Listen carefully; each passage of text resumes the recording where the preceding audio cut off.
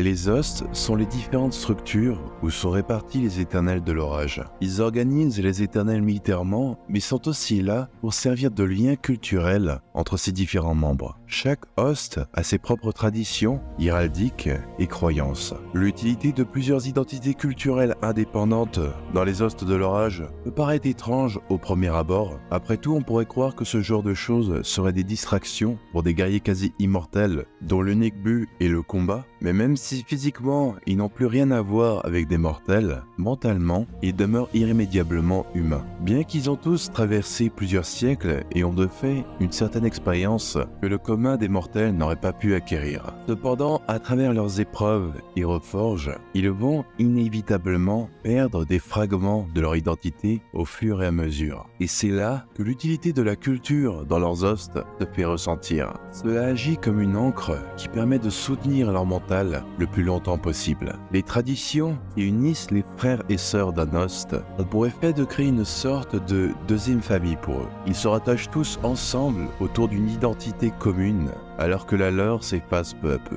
C'est d'ailleurs possible que cela a toujours été l'intention de Sigmar lui-même lorsqu'il les a répartis dans ces différentes structures. Il est même arrivé qu'il fasse en sorte que tous les membres d'un Oste soient originaires d'une même tribu ou d'une même nation, sans doute afin de renforcer leur sentiment d'appartenance et d'unité. Une force que le dieu roi ne connaît que trop bien, lui-même ayant lui aussi appartenu, lorsqu'il était mortel, à une tribu, celle des Umborgen. La plupart des Ostes de l'orage comprennent maintenant entre 5 et 10 000 guerriers, même si à la base de leur création, ils n'étaient absolument pas aussi vastes. La demande des forces des éternels n'a fait qu'augmenter depuis les premières frappes, ce qui fait qu'énormément de nouveaux éternels ont dû être créés depuis. Entre 5 000 et 10 000 guerriers par Oste peut paraître assez peu, mais comme on l'a dit plus tôt, la plupart de ces guerriers ont plusieurs siècles d'expérience et ils ont aussi l'énergie de l'orage et d'après certaines croyances, un fragment du dieu roi en eux qui leur donne à chacun individuellement la force de plusieurs dizaines de mortels. Il y a aussi bien sûr le fait que ces guerriers peuvent revenir après être tombés au combat et donc le nombre des Ostes reste plus ou moins toujours constant, même si on commence à pleinement réaliser que cela a une limite avec les chambres de la perdition, qu'on abordera un peu plus après lorsqu'on parlera des chambres des Ostes. Tous les éternels sont donc répartis dans différents Ostes, chacun sous le commandement d'un seigneur commandant, à l'exception tout particulière du cercle fermé de Sigmar. Les éternels n'ont soit jamais appartenu à un Oste ou n'y appartiennent plus vraiment, et au lieu de cela agissent directement sous l'autorité du dieu roi lui-même et accomplissent chacun des missions vitales qu'il aura lui-même confiées. On ne connaît pour l'instant que 3 de ces éternels élus. Il y a bien sûr le Célestant Primus, le premier des éternels, la colère du dieu roi, l'ange vengeur d'Azir, et celui qui s'est vu confier le Galmaraz, le marteau divin du dieu roi. Contrairement aux autres, on ignore tout de son ancienne vie de mortel. Certains pensent qu'il a été un ancien et noble seigneur, peut-être même l'un des anciens porteurs du Galmaraz, comme l'empereur Karl Franz de l'Empire du Vieux Monde. D'autres pensent que comme le corps du Célestant était inanimé jusqu'à ce que le Galmaraz soit mis entre ses mains, il se pourrait qu'il soit l'esprit du marteau divin lui-même, utilisant ce corps comme un vaisseau. Quoi qu'il soit, tous les seigneurs commandants de chaque Oste sont sous son autorité et celle de Sigmar. Lorsqu'il part au combat aux côtés des autres éternels de l'orage, il arbore les couleurs de leurs Ostes. Deuxième de ses élus est Indrasta, l'ange céleste, la chasseresse de Sigmar. Pour beaucoup, elle est un signe annonciateur de la ruine à venir. Elle a chassé et tué de nombreux monstres qui terrifiaient les mortels, certains même d'anciens dieux animaux. Durant sa vie de mortel, elle a fait partie d'une tribu de Glur, le royaume de la bête. Et durant l'âge du chaos, elle a unifié nombre de tribus des terres ambrées de Glur, même des chevaliers vampires des Ascroga Renkai, dont faisait partie à l'époque Lokavai, la future mère des cauchemars et créatrice de la dynastie des Avengori, avec laquelle Indrasta avait d'ailleurs une relation très proche, dont la nature n'est pas tout à fait connue. Son alliance a fait face à une armée dirigée par un roi démon de cornes, Dumbrid. Malgré leur valeureuse résistance, l'armée du démon a fini par les acculer et Indrasta leur fit face seul afin de permettre à son peuple d'évacuer vers Azir, le royaume des cieux. Dans son combat contre le roi démon, Yndrasta fut brisée en deux, mais eut tout de même la force de planter sa lance dans son flanc. Là, elle pria à Sigmar de les annihiler, elle et lui. Et d'après les histoires, Sigmar exauça son souhait et fit abattre un éclair suprême qui les pulvérisa tous deux et emporta Yndrasta vers les cieux. Pendant 12 semaines, le dieu roi reforgea Yndrasta en canalisant l'énergie des lunes de Gur à l'intérieur d'elle. La lance céleste lui fut confiée, la sœur d'acier Tengavar, qui était la lance que le dieu roi a forgée après avoir perdu le Galmaraz. Et donc, confier ses armes à ses élus semble être un thème récurrent. Lorsqu'elle est lancée, cette lance traque inlassablement sa proie et percerait inévitablement son cœur, pour ensuite revenir vers la main de sa porteuse. Parmi les mortels, Yndrasta a une réputation assez morbide. Beaucoup pensent qu'elle retire une froide satisfaction de ces massacres. Et la réalité est que c'est en partie vrai. Elle a même d'ailleurs utilisé des populations de mortels comme appât contre des monstres. Mais dans les faits, en tuant ces monstres, elle a aussi sauvé tous ceux qu'ils auraient pu massacrer. Au fur et à mesure des siècles, elle a abattu nombre de créatures légendaires. Parmi son tableau de chasse figure le dragon empereur d'Imirlok, un seigneur de guerre gorgon, Argos le briseur, et plus récemment un dieu animal nommé Tiatzolmal, le géniteur des kraken. 3 créatures lui ont cependant échappé à maintes reprises. Son némésis, le roi démon d'Umbrid, Krakenrock, le père des dragons Ogor, et enfin Phagnos, le dieu des séismes et la fin des empires. Et enfin, le 3e élu connu est Aionius Hidborn, le gardien des âmes égarées. On le connaît déjà depuis un certain temps, il a fait partie des toutes premières frappes des Éternels de l'Orage, où il servait en tant que seigneur relictor au sein de l'host des marteaux de Sigmar. Durant sa vie de mortel, il était un prince des principautés d'améthyste de Shaish, nommé Éonide Vendenst, ce qui en fait d'ailleurs un parrain éloigné des chasseurs de sorcières Galen et Dolaria Vendenst. Le fief d'Aionius osa se rebeller et mener une guerre impossible à Nagash, quand il entama la conquête de leur sous-monde. Pour le courage de son insurrection, Sigmar en fit le premier seigneur relictor. Aeonis combattit un temps pendant la guerre des portes aux côtés de Vordus Hammerend. Néanmoins, avec le temps, l'indépendantisme d'Aionius a repris sur lui et il a souvent employé des méthodes peu conventionnelles pour exécuter la volonté de Sigmar. Parmi l'un de ses exploits les plus douteux aura été de s'allier à la reine Valkia, la sanglante, pour faire face à des démons de Norgul. Il est éventuellement parti seul à Shaish afin de trouver un remède au défaut de reforge des Éternels de l'Orage. Là-bas, il rencontra Ktorak, un draconide, et établit une amitié avec lui. Ktorak est probablement le 3e draconide le plus vieux, après Krondys et Karazai. Ce qui est dû au fait qu'il a vécu pendant de longues années à proximité du nadir de Shaish, ce qui a eu pour effet de le faire vieillir plus rapidement. Il est resté longtemps perdu à cet endroit car il recherchait le sous-monde perdu de son peuple. Leurs recherches pouvant converger, Aeonius et Ktorak ont décidé de s'allier et de poursuivre le même chemin. Éventuellement, un jour, le dieu roi a rappelé Aeonius pour lui confier un objectif supérieur. Il a maintenant échangé son armure dorée contre une armure noire qu'on peut voir généralement sur les enclumes de l'Eldanhammer et est connu pour avoir une voix résonnante et sépulcrale qui serait due aux maintes forges qu'il a déjà traversées. À présent, il intervient au milieu de différents champs de bataille aux côtés des Éternels de l'Orage afin de repérer et d'emmener les Éternels les plus diminués et ayant atteint leurs limites vers les citadelles mornes où ils entreront dans la chambre de la perdition. Aeonius se vit confier la masse sacrée de Sigmar. Non, cette fois-ci, c'est juste une masse cette fois. Il y a aussi 2 autres membres connus du cercle fermé de Sigmar, qui sont Karazai le balafré et Krondys le fils de Dracosion. Leurs plus jeunes semblables draconites font aussi partie des hostes de l'orage, car ils comptent reprendre ensemble l'ancienne terre pour rebâtir l'ancien empire draconite. Les mortels qui voient les éternels les chevaucher voient en cela un symbole de l'union entre Dracosion et Sigmar. Voilà donc pour le cercle fermé de Sigmar. Juste en dessous se trouvent les seigneurs commandants de chacun des hostes. Et sous leurs ordres se trouvent des seigneurs qui commandent différentes chambres. Chacune de ces chambres sont spécialisées dans divers domaines du champ de bataille. Elles sont classifiées dans différents types. Les chambres de frappe réunissent les chambres des guerriers, des émissaires et des paragons. Ce sont généralement les chambres qu'on envoie dans les batailles directes pour libérer des terres et tenir des positions. Ces chambres sont composées de différents conclaves qui représentent différents rôles au combat. On peut facilement les reconnaître par rapport aux symboles qu'ils ont sur leurs épaules ou par rapport à leurs armements. Les conclaves Angelos ont généralement des symboles de comètes et vont généralement réunir des éternels ailés comme les prosécutors. Les conclaves paladins sont symbolisés par un croissant de lune et sont généralement des éternels massifs et équipés d'armes lourdes dévastatrices. Parmi ce conclave, on peut par exemple trouver les Annihilators. Il y a aussi les conclaves rédempteurs, symbolisés par un éclair, qui réunissent bien souvent l'infanterie principale qui doit tenir la ligne,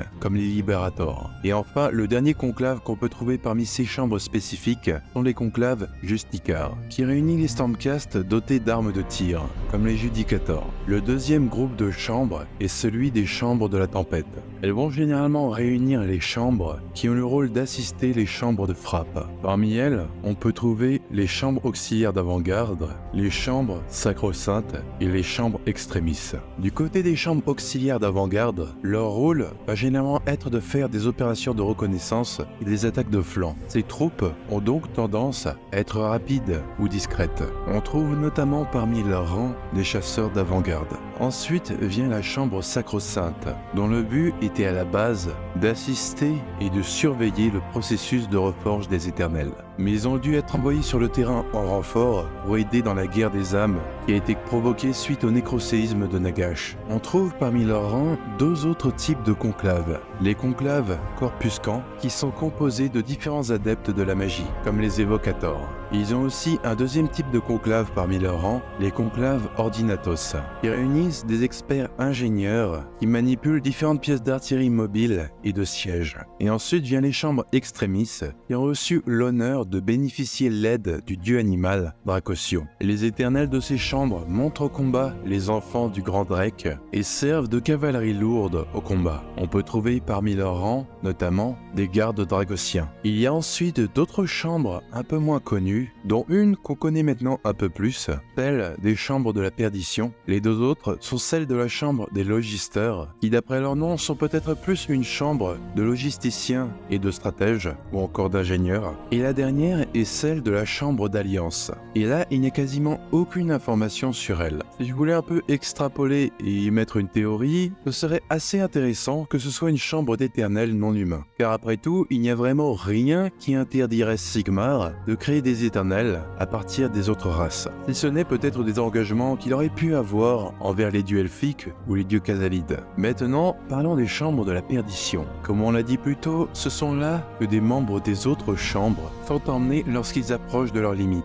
Ionis semble être l'un des acteurs majeurs de ce transfert, et il est aussi épaulé dans cette tâche par les lords véritants des différents hostes. D'ordinaire, le rôle de ces seigneurs est d'agir comme des sortes d'inquisiteurs et de chasseurs de sorcières. Ils sont toujours en train d'observer d'éventuels indices de corruption, mais ont eu aussi pour tâche d'observer leur propre rang à la recherche de signes qui pourraient indiquer le moment où il serait nécessaire d'emmener leurs frères et sœurs dans les citadelles mornes. Chaque host possède l'une de ces citadelles cachées où ses membres vivent reclus et observent le monde de loin, ressassant avec mélancolie les derniers bribes de souvenirs qu'il leur restent. Ils n'en sortiront qu'en cas d'extrême nécessité, car pour eux, toute prochaine mort pourrait être la dernière. D'ailleurs, une aparté, il ne faut pas confondre les citadelles mornes avec les forts de l'orage, qui sont des garnisons d'éternels de l'orage valides, sont généralement établies proches de portes au royaume, ou autour d'elles si possible, et dans des cités de Sigmar qui ont une importance stratégique. La chambre de la perdition semble aussi avoir beaucoup de liens avec Morda, le dieu de la mort. Un dieu qui est principalement vénéré à Létis, une cité dans le royaume de Shaish, et qui a beaucoup de symbolique autour des corbeaux, qui est très présente autour des membres des chambres de la perdition. Aussi, les flammes sombres qui émanent de leurs armes et qui sortent des ailes des prosécutors serait la flamme des bûchers funéraires de Morda, qui a pour effet de réduire en cendres leurs ennemis et d'être particulièrement efficace contre les êtres qui ont perverti le cycle naturel de la mort, comme les spectres ou les démons. Morda est vu par les éternels comme celui ou celle qui leur apportera une fin véritable et la paix du repos éternel. Et il y a une citation qui résume assez bien les éternels de ce côté-là, du seigneur commandant Bastian Cartalos de l'Host des Marteaux de Sigmar, dont on parlera un peu plus amplement quand on va aborder l'histoire des hostes majeurs un peu après, mais voilà ce qu'il dit. Nous sacrifions nos vies pour préserver les leurs. Nous endurons d'innombrables reforges pour mourir en leur nom encore et encore. Nous le faisons sans nous plaindre. Sigmar est notre père à tous, et nous sommes sa lame. Même si elle s'émousse,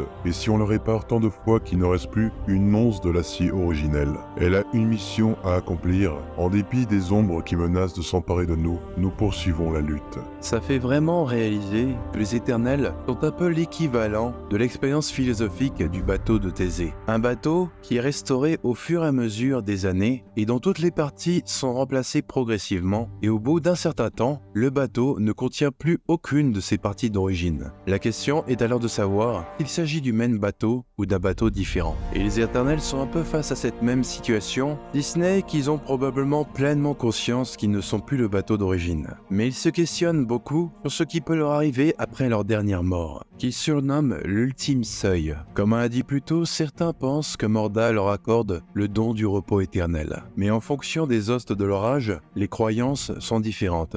Certains sont persuadés que leurs âmes se réincarneront à l'intérieur de bêtes d'Azir. D'autres, qu'elle reviendra fusionner avec l'essence du dieu roi. Et d'autres encore pensent que tout simplement rien ne les attend. À néant, leur âme s'effacera peut-être définitivement. Mais quoi qu'il en soit, aucune âme n'ayant franchi l'ultime seuil n'est jamais revenue en Azir pour y être reforgée. Tous les hostes sont composés de ces différentes chambres. Certains, en fonction de leur culture ou de leur mission, en ont certaines dans une plus grande proportion que d'autres. Il y a beaucoup d'hostes de l'orage.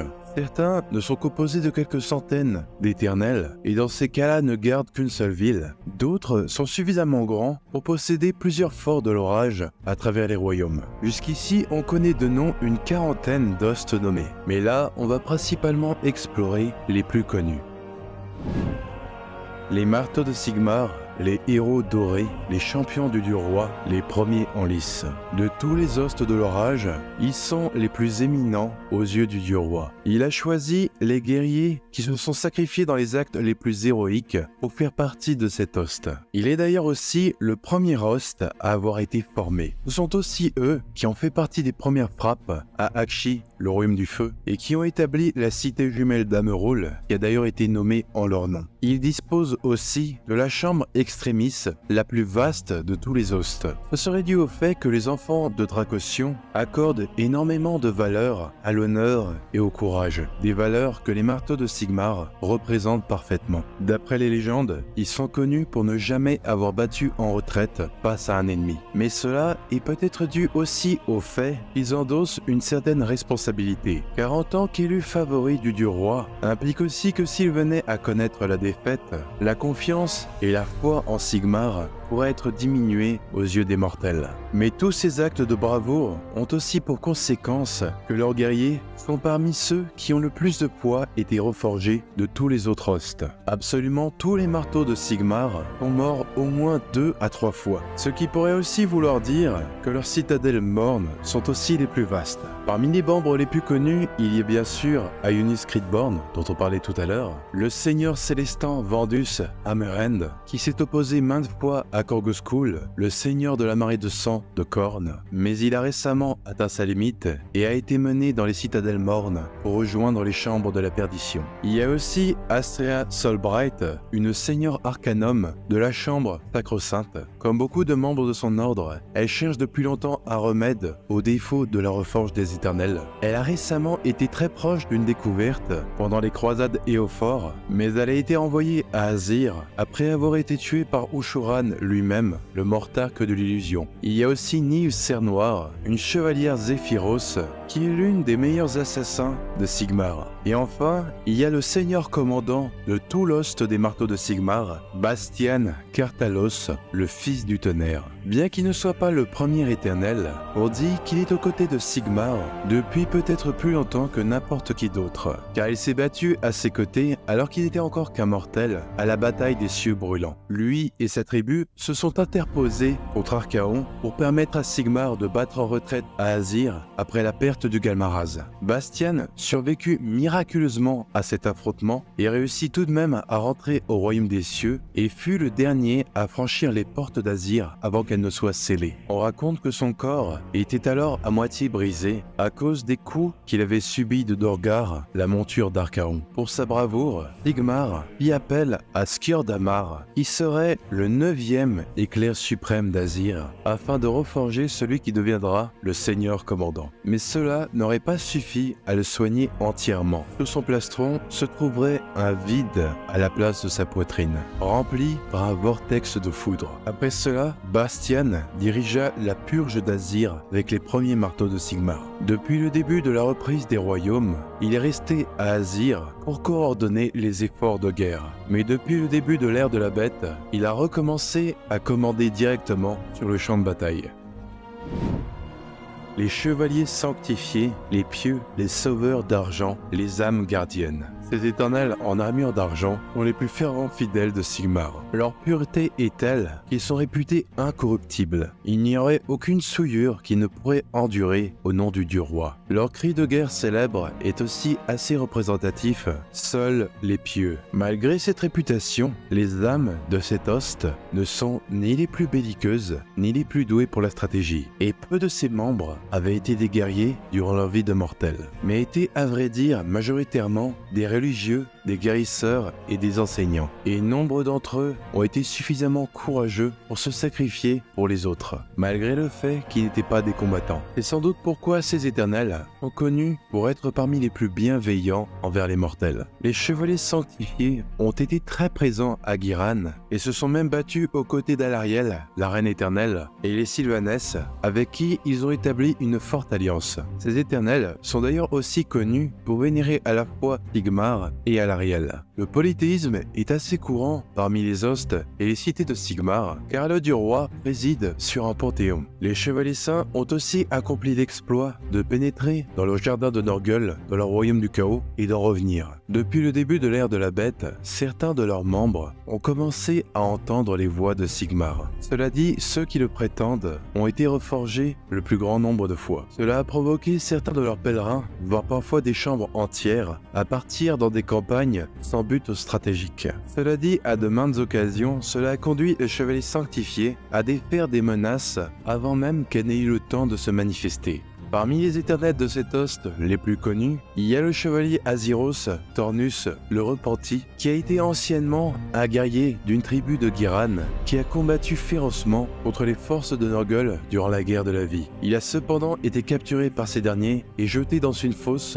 où il a souffert le martyre pendant 77 jours, et aux portes du désespoir, il a fini par accepter de rejoindre Norgul. Il a par la suite été vaincu par le Célestin Prime, son âme repentie a été pardonné et Sigmar a fait de lui un éternel de l'orage. Tornus et les autres repentis sont des cas assez intéressants qui laissent entrevoir la possibilité de rédemption pour les mortels qui se sont soumis au chaos. Un autre membre de l'Host très connu est le seigneur célestin Gardus Âme d'Acier. Il a notamment fait partie de chevaliers saints qui ont pénétré dans le jardin de Norgul et a aussi combattu pour protéger Alarielle, la reine éternelle. Plus récemment, il a aussi combattu Brod, le roi des méga-gargants, pour protéger la croisade partie d'Amorol Gira, qui a par la suite établi la nouvelle cité de Vert-de-Gris. De par ses nombreux accomplissements, beaucoup de mortels le voient comme un saint et une forteresse des chevaliers saints a été établie en son nom, le Fort Gardus. Cette adoration envers lui s'étend même à ses compagnons éternels et beaucoup désirent qu'il devienne le nouveau seigneur commandant des chevaliers sanctifiés. Les vengeurs célestes, les ivres de haine, l'ouragan de l'âme. Cet host est constitué des éternels qui ont la haine la plus pure envers le chaos. Sigmar a sélectionné parmi leurs rangs les âmes des mortels qui l'ont appelé non pas pour leur salut ou pour l'espoir, mais pour la vengeance, pour une infime chance de pouvoir, ne serait-ce qu'une seule fois, cracher au visage des dieux sombres. Ces éternels ne sont plus que haine et violence. Il n'y a aucune forme de subtilité dans leur façon de combattre, si bien qu'on les compare souvent à une tempête de lames. D'ailleurs, la plupart des guerriers de cet host n'utilisent pas de marteau, mais préfèrent à la place les lames, car ils les jugent plus aptes à exprimer leur colère. Certains d'entre eux rendent hommage à une autre entité en plus de Sigmar.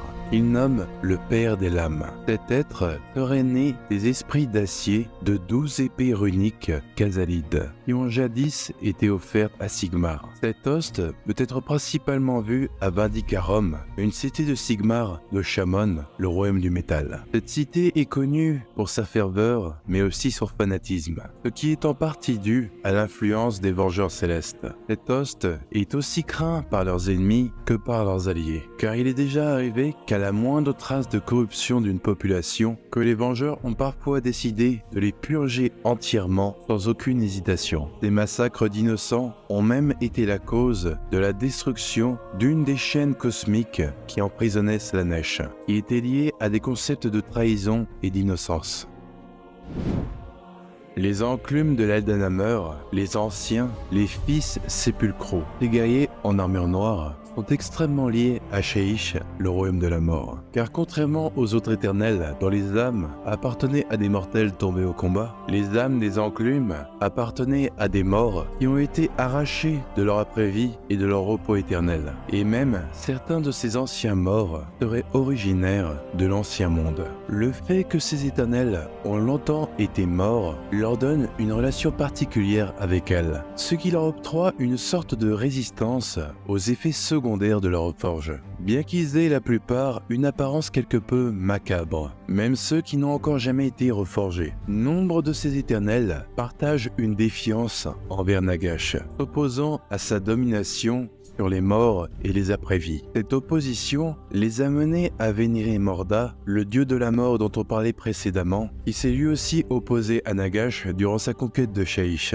Le fief de ces éternels se trouve d'ailleurs à Létis, la cité des corbeaux, qui est le lieu de culte principal de Morda. Et c'est aussi en ce lieu qu'avait été enfermé Katakros, le mortarque de Nécropolis et commandant des légions Ossiarques. Les enclumes sont d'ailleurs bien souvent opposés à ces légions, aussi bien en termes de guerre qu'en termes de philosophie. Car là où les Ossiarques incarnent l'asservissement des sous-mondes, les enclumes se battent pour leur libération. Parmi leurs éternels les plus connus, il y a le seigneur Véritan Kerzer Venbrecht, qui a défendu Envelgarde durant la guerre civile instigée par Morathi, ou encore le seigneur Arcanum Baltas Harun, un grand mage du domaine du métal qui est célèbre pour avoir su éviter une guerre civile avec une cité indépendantiste. Cette cité était très riche et les nobles et marchands avaient décidé de faire sécession avec l'empire du dieu roi afin de ne plus payer ses taxes. Et pour ce faire, ils ont recruté une armée de mercenaires pyrotueurs. Baltas s'est infiltré dans leur coffre-fort et a transformé toutes leurs réserves d'or en plomb. Et du jour au lendemain, les pyrotueurs n'étaient plus payés et ont donc déserté la ville, qui a ensuite été reprise sans aucune effusion de sang. Durant sa vie de mortel, Baltas Harun était un personnage que certains connaîtront assez bien. Comme je l'ai dit plus tôt, certaines âmes des enclumes sont originaires de l'ancien monde, et Baltas Harun n'était autre que Balthazar Gelt, le dernier patriarche suprême des 8 collèges de magie de l'Empire.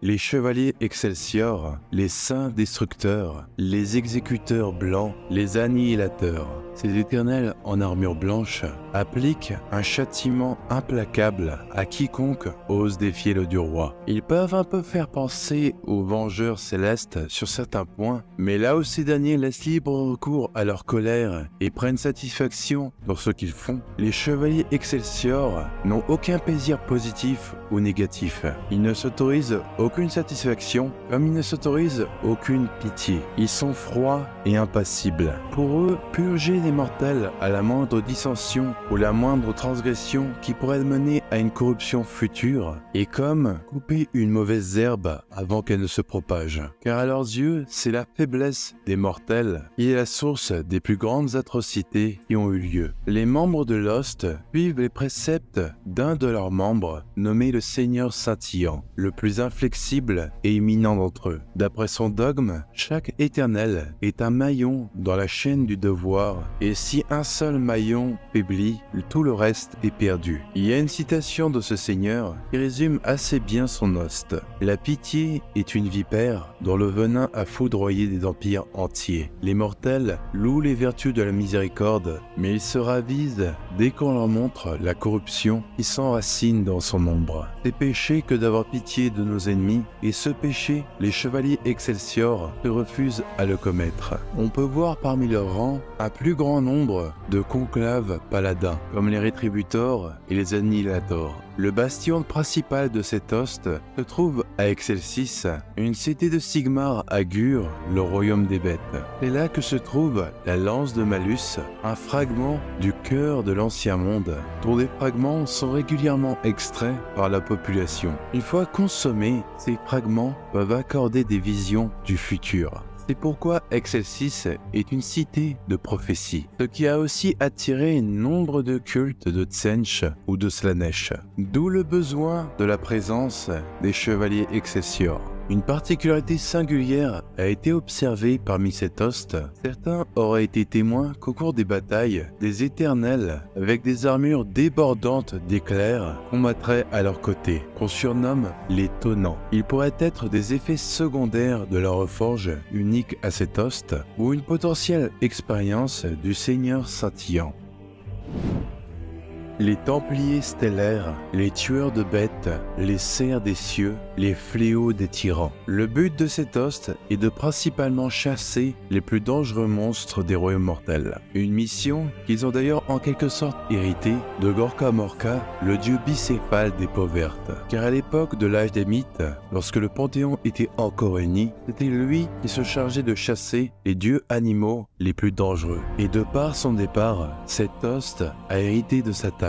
La plupart de ses membres étaient d'ailleurs d'anciens membres de tribus de Gur. De par leurs origines, la plupart des Templiers stellaires ont une apparence assez sauvage. Ils ont notamment souvent la peau tatouée de tatouages primitifs. Ils ont une réputation de barbares parmi les éternels et les mortels, mais ils sont aussi renommés pour leurs instincts de traqueurs. Ce qui fait que leur hoste a tout naturellement une plus grande proportion en chambre auxiliaire d'avant-garde. Après avoir tué un monstre, ils ont pour tradition de conserver sa tête afin de orner les murs de leur salle des trophées, à l'intérieur de leurs nombreuses loges forts bâties à travers les étendues sauvages de Gur. Comme d'autres hostes, ces éternels vénèrent d'autres divinités que Sigmar, même si celles des Templiers sont un peu plus primitives. Ils vénèrent les mêmes animaux totémiques que vénéraient leurs anciennes tribus, comme Ursricht, l'ours blanc, qui d'après leurs croyances pourrait prendre la forme d'un homme immense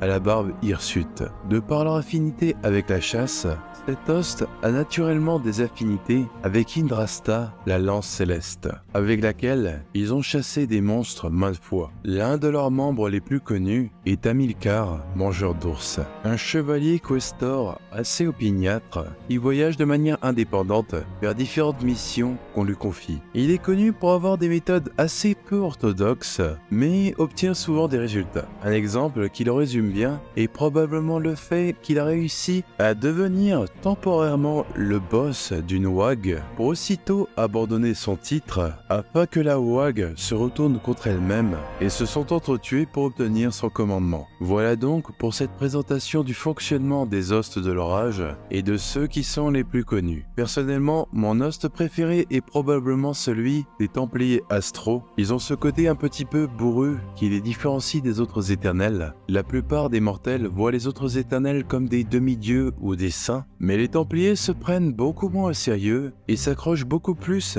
à ce qui faisait d'eux des humains que les autres. Et j'aime aussi bien Hamilcar, c'est un peu le Jack Sparrow des éternels. Vous n'êtes jamais vraiment sûr s'il a tout prévu depuis le début ou s'il improvise au fur et à mesure. Pour une petite mention honorable, il y a aussi quelques hosts que je peux aussi présenter brièvement, comme les seigneurs de la tempête, des éternels qui sont principalement constitués d'anciens nobles et seigneurs, et qui considèrent que les mortels ne sont absolument pas compétents pour se diriger eux-mêmes. Ou encore les bellicistes célestes, qui est composé de nombreux mages et ont des visions de leur mort à venir.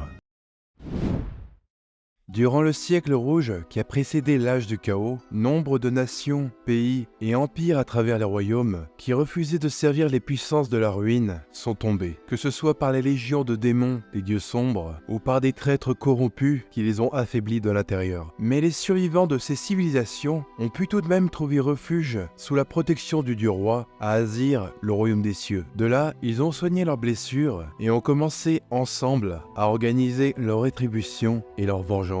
Pendant 500 ans, ces différents peuples, issus de différentes races, ont attendu patiemment le moment où ils reprendraient tous leurs anciennes terres perdues. Parmi ces peuples, on peut trouver les Dwardins dépossédés des empires khazalites de Shamon. Ils étaient les puissances majeures du royaume du métal, et on dit que leur savoir-faire leur aura permis de créer les plus prodigieuses merveilles de l'âge des mythes. Juste pour donner une idée, ils étaient capables de créer des sous-royaumes, des îles flottantes dans le royaume du métal, de la taille de continents, à savoir qu'il aurait été enseigné par Grogny lui-même, le dieu forgeron. Au sein des cités de Sigmar, ce sont des artisans sans égal, que ce soit pour bâtir des édifices ou en tant qu'ingénieurs et forgerons. Ils ont d'ailleurs une très grande influence dans la guilde des sous-de-fer, une organisation d'artisans qui réunit plusieurs races des peuples libres et qui fournit une grande majeure partie des armes à feu et de l'artillerie aux différents corps d'armée des cités de Sigmar. Au combat, leurs guerriers lourdement armurés, comme les brise-fer, tiennent les lignes comme de véritables enclumes. Parmi les autres peuples libres, il y a aussi les elfes errants qui vivaient dans les forêts de Giran,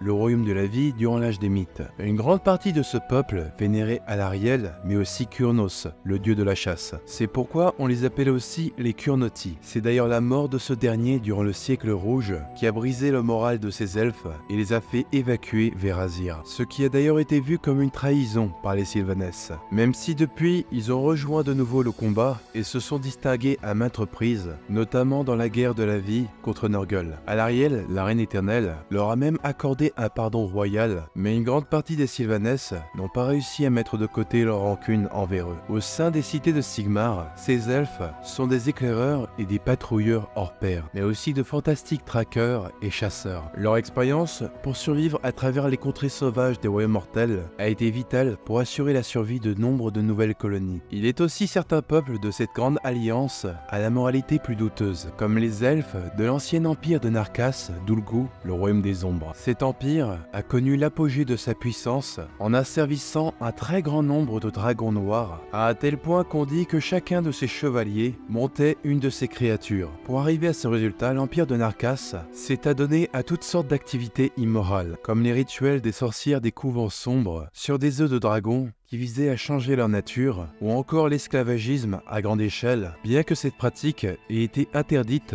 par le Panthéon de l'Ordre. Malgré cela, ils ne semblent jamais avoir été punis et ont même été protégés par Malérion, car ils étaient parmi ses favoris. Aujourd'hui, ce qui reste de leur empire est l'Ordre Serpentis, un ordre de chevaliers qui domptent et montent toutes sortes de créatures reptiliennes. Ils sont aussi connus pour être à l'origine de nombre des activités illicites des cités de Sigmar. Mais tant qu'il n'y a pas de débordement trop visible, les autorités des cités les tolèrent, car ils ne peuvent en aucun cas se passer de n'importe quel allié, car au final, elles ne sont toutes que de petits havres de sécurité fragiles, qui sont entourés d'innombrables menaces, que ce soit des royaumes eux-mêmes, des légions de morts-vivants, des hordes de la destruction et des serviteurs du chaos. Et d'ailleurs, ce genre de compromis n'est d'ailleurs pas une exception, car les cités font aussi des alliances et accueillent dans leurs murs les guerrières meurtrières du culte de Cain, ou même encore les abyssaux Idonès, qui sont connus pour être aussi des raideurs voleurs d'âmes. Il est aussi une autre partie de la population un peu particulière. Il s'agit de certains natifs des royaumes qui se sont joints aux cités de Sigmar. Ils sont malheureusement vus de haut et d'un mauvais œil par les Azirites, qui pensent que ces peuples n'auraient jamais pu survivre 500 ans dans l'âge du chaos sans être corrompus d'une façon ou d'une autre. Cette méfiance a d'ailleurs mené à des ségrégations dans les cités de Sigmar, à un tel point que parmi la noblesse, on trouve bien plus d'Azirites et parmi les moins fortunés, des natifs des royaumes. Mais certaines cités vont aussi accueillir des alliés avec une moralité un peu moins ambiguë, comme par exemple les Dwardins mercenaires de Grimnir, les maîtres des airs marchands Caradron, les grands sages et mages Luminette, et même des ambassadeurs Sylvanette et Séraphon. Cette grande diversité dans les cités apporte un côté assez cosmopolite, ce qui leur permet aussi d'apprendre du meilleur de ces différentes cultures. Les premières cités de Sigmar ont été établies peu après le lancement de la tempête de Sigmar, après la guerre des portes, qui a été en grande partie menée par les éternels de l'orage, qui ont servi de fer de lance pour sécuriser des pieds-à-terre dans les royaumes mortels, qui a permis au peuple libre d'enfin sortir de leur isolement à Azir et d'aller y établir de nouvelles cités. C'est pourquoi le nom de nombreuses des premières cités établies est en partie celui d'un des hostes de l'orage, en l'honneur des sacrifices qu'ils ont faits et du rôle d'avant-garde qu'ils ont joué. Environ 117 ans après la tempête de Sigmar, durant une période qu'on surnommera l'ère de la bête, qui a été provoquée suite au rituel de la vie de la déesse Alarielle, qui visait à revitaliser les royaumes et à contrecarrer les effets du nécroséisme provoqué par Nagash, et a donc par la même occasion diminué le nombre et affaibli les morts vivants à travers les royaumes. Grâce à cette réduction de risque, mais aussi des conditions de vie plus favorables, des expéditions d'un nouveau type vont commencer à voir le jour pour établir de nouvelles cités. Ces grandes expéditions seront connues comme les croisades Éophores, réunissent toutes sortes d'individus de différentes origines, rejoignant les croisades en quête de gloire ou de richesse. Mais la plupart du temps, un destin funeste atteint la majorité de ces croisades. Et pourtant, malgré tous ces périls, beaucoup s'y engagent, notamment grâce à la propagande des cultes umberogènes. Ce sont différents cultes de Sigmar qui vont avoir différentes façons de le vénérer, finalement originaires de différentes parties des royaumes, qui auront en quelque sorte adapté leurs traditions et leurs valeurs à sa vénération.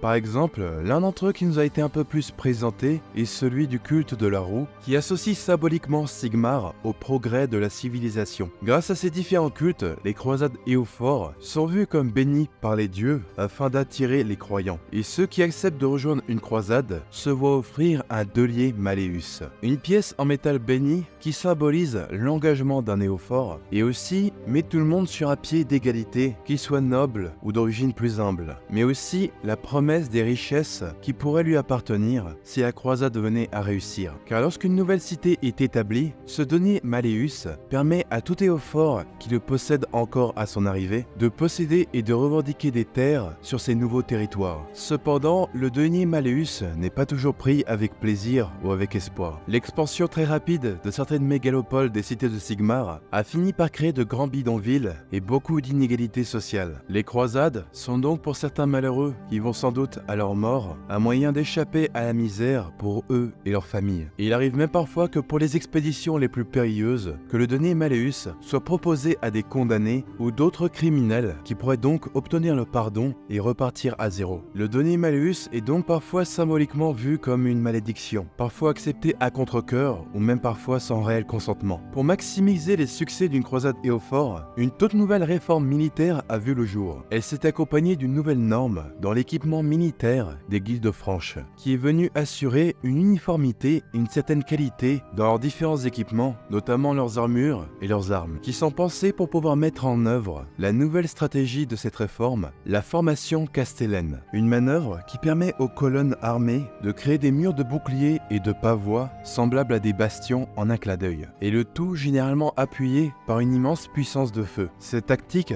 permet de réduire énormément les pertes lors des batailles et à sauver la vie de nombre d'éophores. On doit la création de cette machine militaire non pas au dieu roi, ni même à l'un de ses éternels, mais à une simple mortelle, la première maréchale d'Ameraules, Thalia Vedra, qui est aussi surnommée la lionne de l'Aride. Et on peut dire que par son tempérament, elle est une parfaite représentante de la philosophie des peuples d'Akshi. C'est une commandante pragmatique qui se bat bien souvent en première ligne aux côtés de ses troupes, ce qui lui vaut leur adulation et leur respect. Au début, ça peut paraître un peu étonnant que l'origine d'une révolution militaire de ce type ait été pensée par une mortelle, quand à côté, il y a des généraux quasi immortels qui ont plusieurs siècles d'expérience, mais après je me dis qu'ils ont peut-être du mal de mettre du point de vue d'un individu normal, et donc quelque part, quoi de mieux qu'un mortel pour réfléchir à la façon d'éviter le plus de morts possible. Elle est aussi connue pour mépriser toutes sortes de corruptions politiques au sein du grand conclave qui dirige la cité d'Ameraude, ce qui a d'ailleurs mené à de fortes tensions avec certains de ses membres, qui a d'ailleurs mené à un événement sanglant nommé la nuit du quadruple échafaud, où elle a décapité 4 hauts membres du grand conclave qui conspiraient ensemble pour s'enrichir et augmenter leur influence sur la ville au détriment de ses habitants. Leur terre momifiée peut d'ailleurs être toujours aperçu derrière elle sur la selle de sa manticore infernadine. Cette manière de garder les trophées est en quelque sorte une tradition akshienne pour les vainqueurs. Et elle a aussi gardé leurs armes d'état. Ces actions peuvent paraître un peu violentes,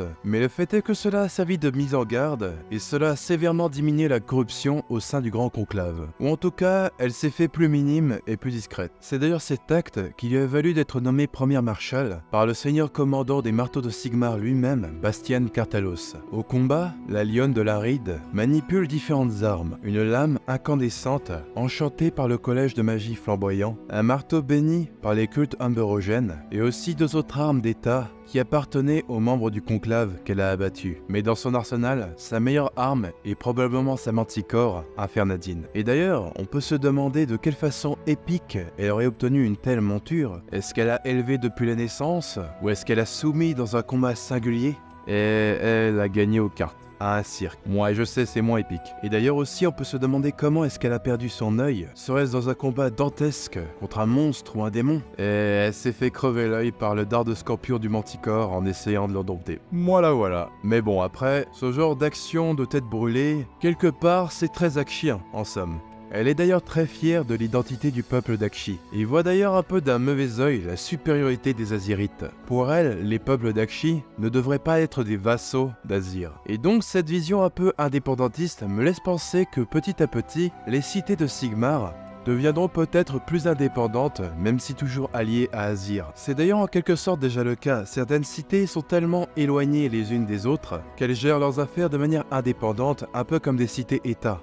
Et les différentes colonies établies par les croisades et Eofor, dans la vicinité des cités majeures, commencent petit à petit à former en quelque sorte de nouveaux pays et nations, avec leur propre identité et culture. Et c'est quelque part une évolution naturelle, car après tout, cela fait plus d'un siècle que ces cités existent et que ces peuples ont commencé à avoir leur propre identité. De toutes les cités d'Akshi, la plus grande est sans doute celle d'Ameraude Aksha. Elle est aussi liée à Ameraude Gira, à Giran, le royaume de la vie, par une porte au royaume. C'est pourquoi on la surnomme la cité jumelle. Cette porte au royaume, aussi appelée la porte de la faille, avait anciennement été sous le contrôle d'Oruk, qui la vénérait comme la bouche de Gorka Morka, et la vénère d'ailleurs toujours. C'est pourquoi, au fur et à mesure des années, bien souvent, des Woks se sont réunis pour essayer de la reprendre. Cette porte a été prise par l'host des éternels des marteaux de Sigmar pendant la guerre des portes au royaume. C'est pourquoi Ameraude porte une partie de leur nom en leur honneur. La relation symbiotique des 2 facettes de la cité d'Ameraude est probablement l'une des raisons qui l'a fait autant prospérer. Le côté d'Ameraude Aksha est le côté industriel de la ville, et ses forges produisent la grande majorité des armes et armures de la ville, là où Ameraude Gira produit la majorité de la nourriture grâce à son agriculture. Les 2 parties sont connectées par 2 aqueducs, l'un acheminant de l'eau de Gira vers Aksha, là où elle est la plus rare, et l'autre acheminant de la lave d'Aksha à Gira, afin de ralentir la progression de la flore invasive de Giran, qui pourrait sinon bien vite recouvrir la ville. Ameraude Aksha est aussi célèbre pour son akadamae martial, d'où sont ressortis les meilleurs généraux et stratèges des guildes franches. D'autres villes avoisinantes y envoient d'ailleurs souvent leurs officiers afin qu'ils puissent y être formés. La ville du cœur sacré est réputée pour ses mages et leur expertise dans les arts mystiques. La cité a été bâtie sur un filon de pierres de royaume nommé l'abîme scintillante. Les pierres de royaume sont une telle richesse qui motive bien souvent la création de cités. Mais le cœur sacré est assez particulier, car il semble altérer ses habitants. La preuve en est que la plupart des natifs ont au moins de faibles aptitudes magiques innées, sans même avoir jamais reçu aucun enseignement. Il arrive parfois par exemple que si un sort est envoyé vers eux, ils peuvent parfois se dissiper spontanément, ou ils peuvent être naturellement capables capables de produire des petites flammes ou étincelles d'un claquement de doigts. Et les mages expérimentés qui en sont originaires ont la réputation d'être les meilleurs du collège flamboyant. Certains racontent que cela est peut-être dû à la concentration des pierres de royaume à laquelle les habitants sont sans cesse exposés, mais il est aussi possible que l'origine de ce phénomène soit un peu plus sombre, car avant que la cité soit bâtie, quelque chose dans ses profondeurs a dû être vaincu. Un puissant Drake corrompu par l'influence de Tzeentch, qui a d'ailleurs été vaincu par les chevaliers sanctifiés auxquels la ville doit son nom. La présence prolongée de cette créature dans les cavernes du cœur sacré pourrait aussi avoir joué un rôle dans cet étrange phénomène qui affecte la population. Il se trouve d'ailleurs qu'on peut maintenant voir dans les rues de la ville des seigneurs véritants de l'host des chevaliers Excelsior. Et généralement, quand ces éternels sont envoyés, c'est soit pour trouver un problème, soit pour régler un problème. La cité de l'œil de la tempête a été construite sur les flancs de la montagne de la lance du Titan, en très haute altitude, au-dessus des nuages. Elle est célèbre pour ses observatoires, mais aussi ses stratodoques, qui accueillent de nombreux caradrons, avec lesquels il commerce énormément. De par sa position, la cité peut surveiller et servir de rempart contre les tribus de barbares de la péninsule de Soufre. Ses habitants sont connus pour être extrêmement sérieux, peut-être même un peu trop. Des traits qui sont sans doute dus à leur seigneur, l'host des seigneurs de la tempête, à laquelle la cité doit le nom. Il est d'ailleurs assez rare que les éternels gouvernent eux-mêmes les mortels, mais les seigneurs de la tempête ont la particularité d'être d'anciens nobles et seigneurs, et considèrent que les mortels n'auront jamais assez d'expérience pour se gérer eux-mêmes. Il y avait aussi anciennement une autre cité du royaume du feu, en Vilgarde, mais suite à une guerre civile, elle appartient maintenant aux Kainites. Ensuite, du côté des cités de Giran, le royaume de la vie, il y a déjà Amerul Gira, comme on a déjà parlé tout à l'heure, mais aussi la merveille d'eau grise, une cité extrêmement industrielle, et elle a pollué ses environs à tel point qu'elle a créé un marais chimique autour d'elle. Cette ville est sans doute la capitale de la ville des Sous-de-Fer, et sûrement la productrice majeure des armes à feu qui sont acheminées vers les autres cités de Sigmar. Les murs de la cité sont défendus par une excellente artillerie, et a même un train pourvu de puissants canons qui peut avancer le long des murailles afin de mieux se positionner. Ces défenses ont bien souvent été mises à rude épreuve à cause de leurs propres actions, car toute cette pollution de la nature de Giran leur a attiré l'ire des Sylvanès et a bien vite provoqué un conflit entre eux. Des effusions de sang supplémentaires ont pu être évitées grâce à l'intervention d'Alariel, la reine éternelle. Une trêve a été établie, mais les Sylvanès des environs de la merveille d'eau grise ne sont jamais partis. Les voyageurs et marchands qui partent et viennent vers la cité ne sont autorisés qu'à emprunter la route principale, et ceux qui s'écartent un peu trop du chemin devront affronter le châtiment funeste des esprits protecteurs de la forêt.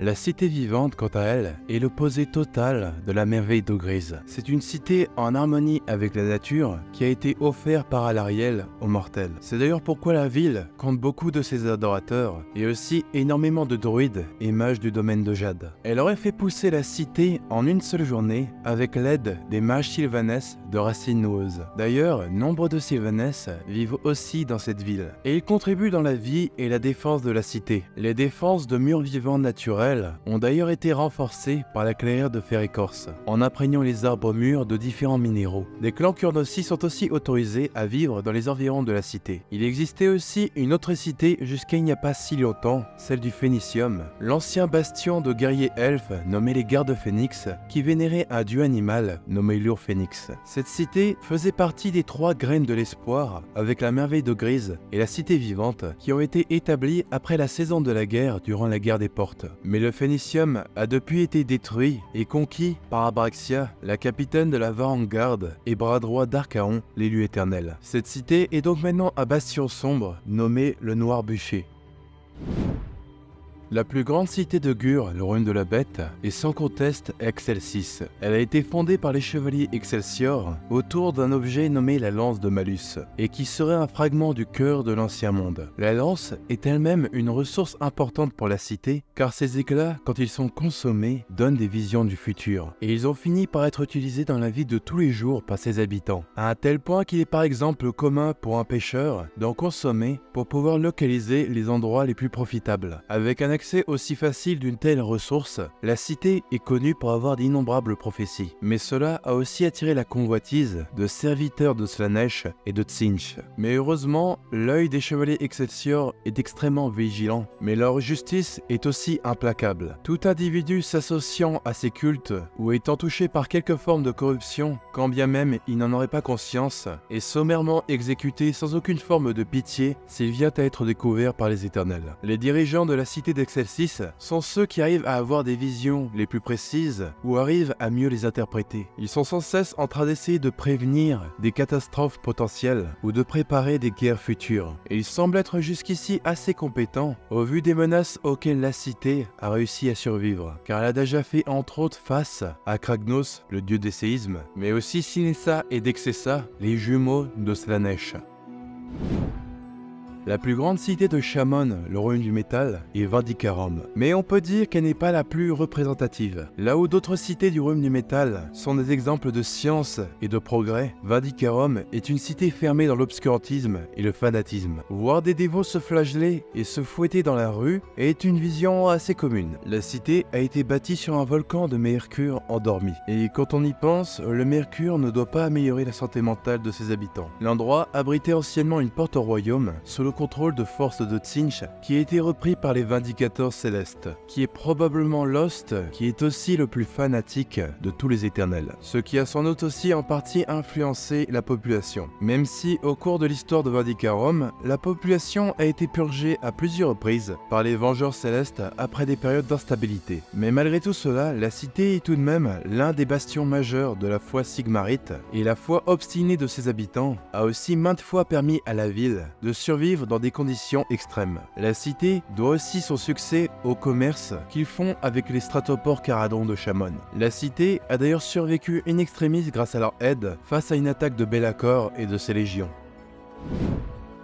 Létis est la plus grande cité de Shaish, le royaume de la mort. Ses habitants étudient depuis longtemps les arts mystiques et théologiques autour de la mort, afin de pouvoir combattre plus efficacement les légions mort-vivantes de Nagash. Létis vénère d'ailleurs un dieu de la mort autre que le nécromancien, nommé Morda, un dieu très ancien dont les légendes et la vénération a été propagée par les éternels de l'Ost des Enclumes de l'Edenhammer, dont certaines de leurs âmes dateraient de l'ancien monde, ce qui pourrait expliquer les similitudes évidentes entre Morda et Mor, l'ancien dieu de la mort de l'Empire, tous deux étant aussi symbolisés par des corbeaux. C'est d'ailleurs aussi pourquoi on voit des corbeaux sur l'héraldique de Létis, qu'on surnomme aussi parfois la cité des corbeaux. La cité est aussi célèbre pour apporter des talismans de protection contre les morts-vivants, qui sont directement bénis par des prêtres de Morda. Anciennement, cette région a eu aussi une certaine importance, car non loin était enfermé Katakros, le mortarque des Nécropolis et chef des légions Ossiarques.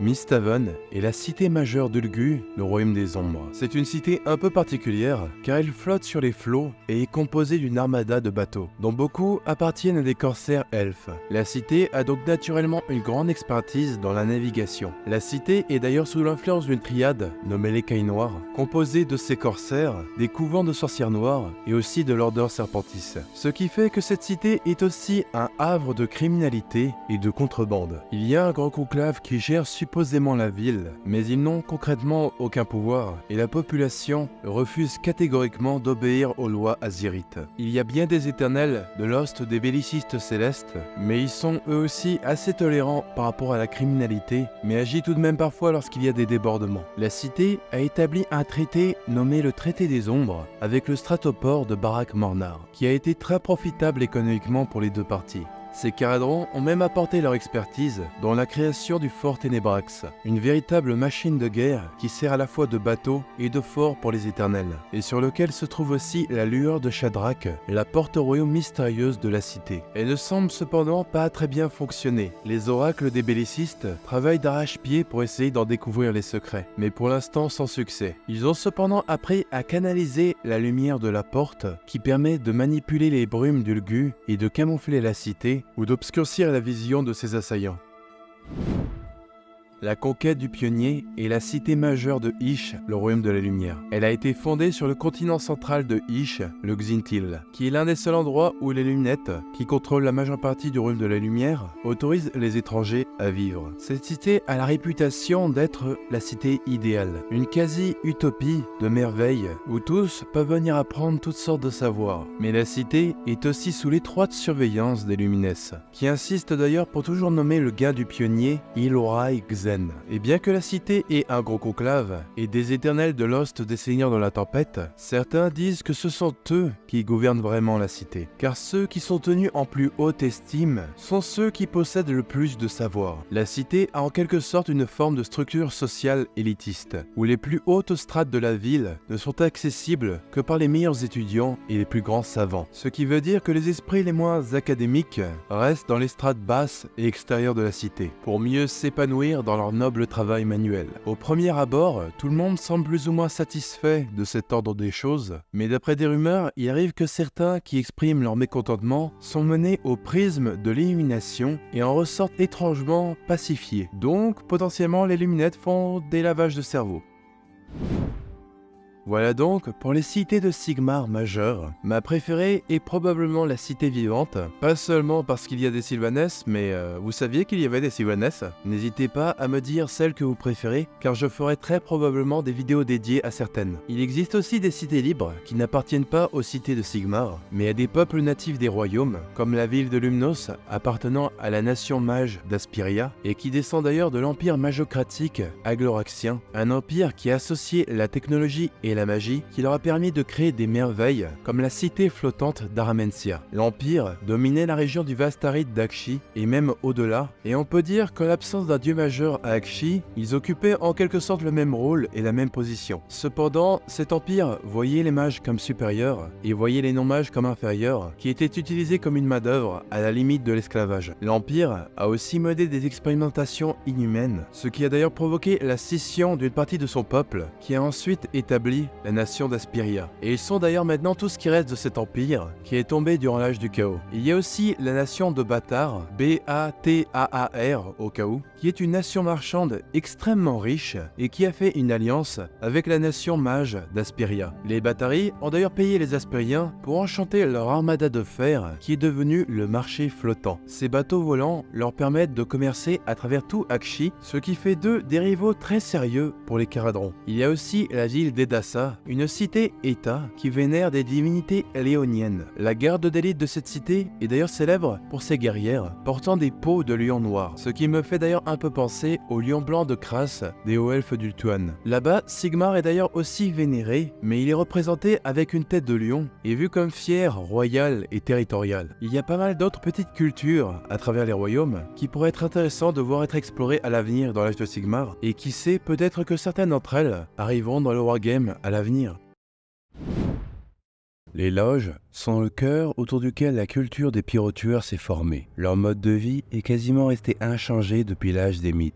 Les premières loges originelles qui ont été formées ont été créées par les nains qui ont marché aux côtés du dieu berserker Grimnir lui-même dans sa quête pour chasser la déesse animale Vulcatrix, la mère des salamandres. Ce combat mythique aura mené à la destruction mutuelle des deux divinités. C'est donc ces premières loges qui vont fonder l'ordre des pyrotueurs, qui aura pour mission sacrée de réunir les fragments de Grimnir dans le but d'essayer de le ramener à la vie. La forme de l'essence divine qu'ils recherchaient était quasiment indifférenciable de l'or. Seuls les maîtres des runes Zargrim, les anciens imprégnés des traditions et connaissances métallurgiques de leur peuple, pouvaient voir la différence. Leur quête sacrée les a menés à principalement devenir des mercenaires aux yeux des cultures des royaumes mortels, car ils ont vite commencé à vendre leurs services en échange d'énormes quantités d'or. La renommée de leur férocité au combat était telle qu'ils étaient respectés par les royautés et les seigneurs de guerre. Sans doute aussi parce que généralement l'équilibre des conflits penchait vers ceux qui pouvaient se payer leurs services. L'or était un moindre coût pour ceux qui étaient désespérés.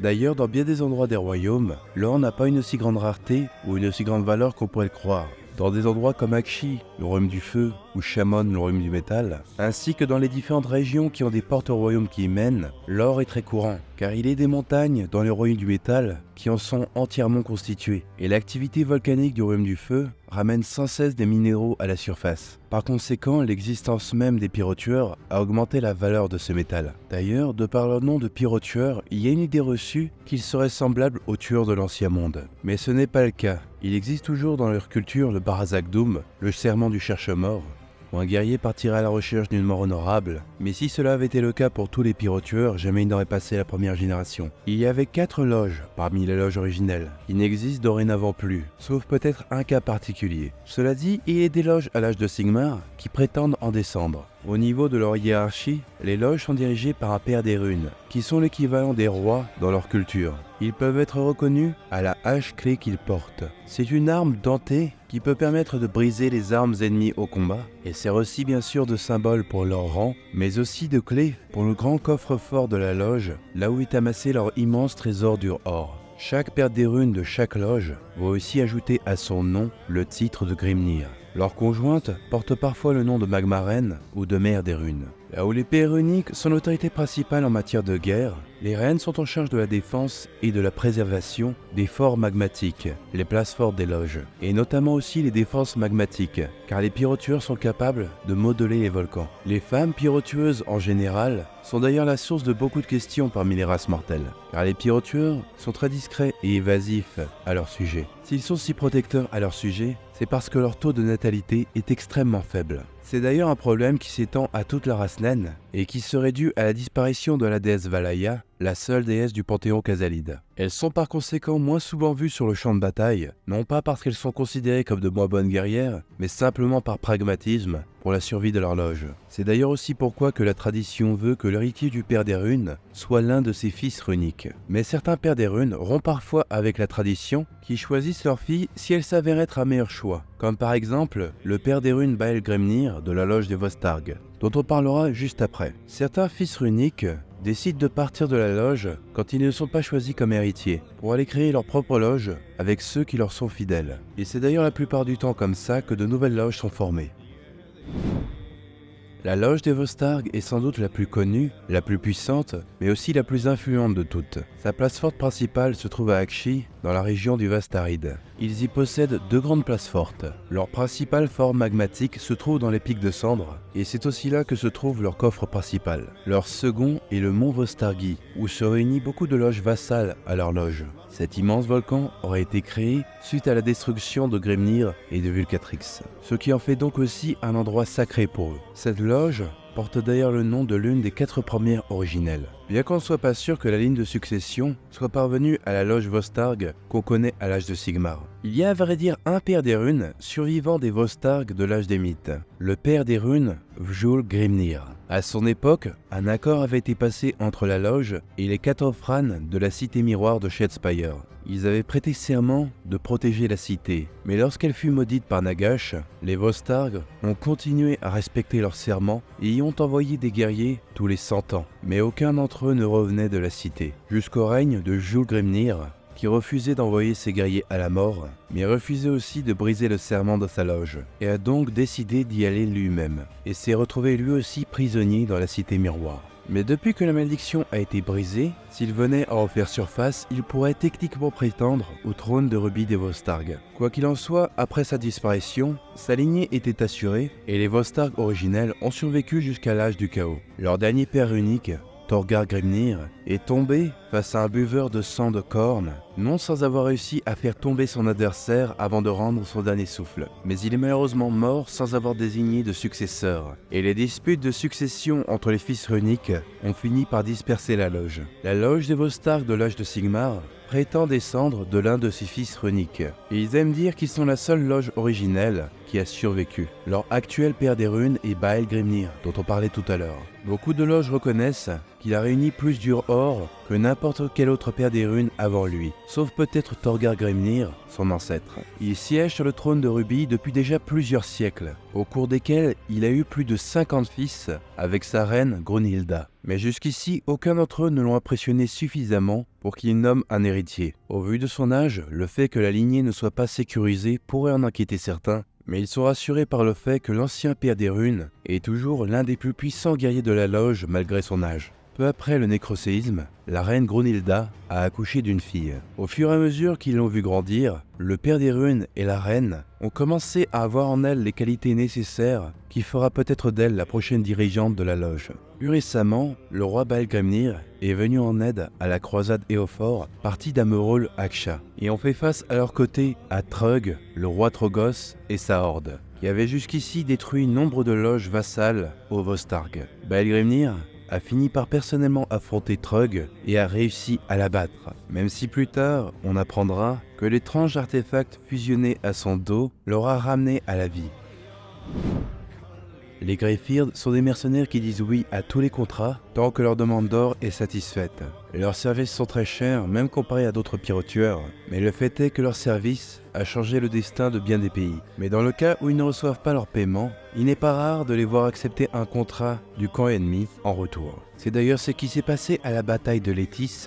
Les Greyfird se battaient du côté de la cité qui était assiégée par des processions de Rentenues, menées par la mortarque du deuil Olinder, qui était venu pour libérer Catacros, le mortarque des Nécropolis, de sa prison. Le siège avait duré longtemps et les caisses de la ville étaient vides. Ils ont alors été approchés par des Rentenues. Ils leur ont proposé d'énormes quantités d'or pour les rejoindre. Peut-être même plus qu'il n'en fallait, mais en même temps, qu'est-ce que des spectres vont en faire? D'ailleurs, les Greyfird ont probablement combattu pour toutes les grandes alliances existantes, car de leur point de vue, tous leurs actes seront justifiés tant que Grimnir est ramené à la vie. Leur loge descend d'une des 4 loges ancestrales, celle des Greygrend. Elle a été détruite dans des circonstances mystérieuses, et il est fort probable que ce voile de mystère ait été volontaire de la part des pire-tueurs. Plusieurs loges ont été fondées par les survivants de cette ancienne loge, dont les Greyfird, et les membres de ces différentes loges ont tendance à éviter de parler de leur origine. Une sorte de honte secrète semble peser sur eux, et cela semble être lié à une maladie qui affecte majoritairement les loges qui descendent des Greygrend, une sorte d'addiction à l'énergie divine que procurent les runes d'Ur-Or, rendant ceux qui sont atteints fous, certains allant même jusqu'à prédater d'autres pire-tueurs et arracher les runes de leur peau. L'origine de la maladie elle-même est encore inconnue. Les Greyfird semblent être bien moins prudents au combat, et ont le corps recouvert de toutes sortes de cicatrices. Nombre d'entre eux ont aussi des membres amputés qu'ils remplacent par des lames ou toute autre sorte d'armes de guerre. Leur père des runes actuel est Ursgar Grimnir. Il aurait combattu avec ses guerriers dans tous les royaumes mortels et prétend avoir tué tout type de créatures, qu'elles volent, qu'elles rampent ou qu'elles marchent. Son nom est associé à de nombreuses victoires et exploits de la loge, et il est donc souvent le sujet de nombreuses sagas et histoires épiques à raconter par les membres de la loge. D'ailleurs, de manière générale, il raconte plus souvent les sagas de héros récents, à la différence des autres loges qui racontent les exploits de leurs ancêtres, ce qui est sans doute dû à leur passé. L'une des plus grandes batailles auxquelles Ursgar Grimnir a participé a été pendant la guerre des Portes Royaumes, durant laquelle ils se sont battus aux côtés des Éternels de l'Orage pour attaquer la porte Mercuriale, qui est la porte de Chamon qui mène à l'Omnipoint. Il est allé avec 3 de ses fils, et tous sont revenus vivants de la bataille. La loge de Lofnir est sans doute la plus proche des Magmadroth, les enfants de Vulcatrix, qu'ils vénèrent d'ailleurs au même niveau que Grimnir. Ils voient l'Ur-Or comme une fusion des essences des 2 divinités, et voient donc ses enfants comme sacrés. Ses membres prétendent même qu'ils possèdent le plus de leurs œufs. Cette loge a été créée suite à la destruction d'une des loges originelles, Drakendreng, suite à l'attaque d'un serpent géant nommé Nagruos, l'un des enfants de Nagendra, le père de tous les serpents, qui ont d'ailleurs souvent eu une rivalité avec Vulcatrix et ses enfants. Leur lien avec eux aura peut-être donc attiré l'ire du serpent, qui est ensuite parti à Gur, le royaume des bêtes. Les survivants qui ont fondé Lofnir ont alors décidé de migrer à Gur pour le traquer et se venger. Là-bas, ils ont établi un fort magmatique nommé Roufhal, pour avoir un pied à terre dans le royaume. Le fort est bien sûr situé dans un volcan et est aussi recouvert d'un manteau de feu permanent qui est maintenu en place grâce au pouvoir des prêtres Zargrim, qui semblent avoir de plus grandes affinités à manipuler les énergies telluriques. Ils se sont alliés à un certain ordre doré qui appartenait à l'Empire de l'Antique qui se trouvait non loin. Mais alors que l'âge du chaos approchait, les Lofnir ont été manipulés pour combattre l'Empire de l'Antique et ont utilisé leur Magmadros pour faire fondre leurs défenses les plus solides, ce qui les a laissés vulnérables et les a condamnés durant l'âge du chaos. On peut souvent reconnaître les guerriers Lofnir à leurs mains, leurs pieds et leurs barbes enduits de suie, car cela symbolise leur rite de passage où ils traversent un pont d'acier brûlant tout en portant un œuf de Magmadros qui émane eux aussi une immense chaleur. Beaucoup de leurs traditions tournent autour d'ailleurs des bêtes, notamment la chasse et le dressage. La loge des Ermdar est connue pour être l'une des plus honorables. Ses membres sont surnommés les tueurs de tyrans, car ils sont toujours prêts à défendre les faibles, même sans une récompense substantielle, ce qui est assez inédit pour des pyrotueurs. Cela dit, leur réputation parmi les autres loges n'est pas aussi positive. Certaines les considèrent comme imprudents et déloyales en raison de leur prix bas, mais les Ermdar n'y prêtent pas attention et sont fiers de leur indépendance d'esprit. Ils sont aussi issus de l'une des loges originelles, celle des Grimdar, qui est tombée face à des Skaven et des esclavagistes, d'où la haine de ces survivants contre les tyrans. La lignée royale de l'ancienne loge a été exterminée. C'est un Karl qui est un chef d'une troupe de Vulkit. Ce Karl se nommait Ermdar et il a mené les survivants en sécurité. Ensemble, ils ont alors fondé une nouvelle loge. Ermdar a été élu comme son père des runes et la loge a porté son nom. Par la suite, ils ont essayé de reconquérir l'ancien fort magmatique de Grimdar, Caradhrum. Malheureusement, celle-ci avait été gravement endommagée pendant les combats et les Argrim ont alors décidé de déclencher une éruption volcanique afin que leur forteresse ne tombe pas dans les mains de leurs ennemis. Les Ermdar se sont alors retrouvés sans foyer et sont partis construire une nouvelle forteresse dans la chaîne adamantine qu'ils nommeront Grimhold en hommage à l'ancienne loge. Il se trouve d'ailleurs non loin du mont Vostargi. Là-bas, ils ont découvert le secret de la fusion du piracier, un acier permettant de créer des lames qui conserveront la chaleur de leur première forge. Ils commercent d'ailleurs ces armes qui sont prisées à travers tout le Vastaride.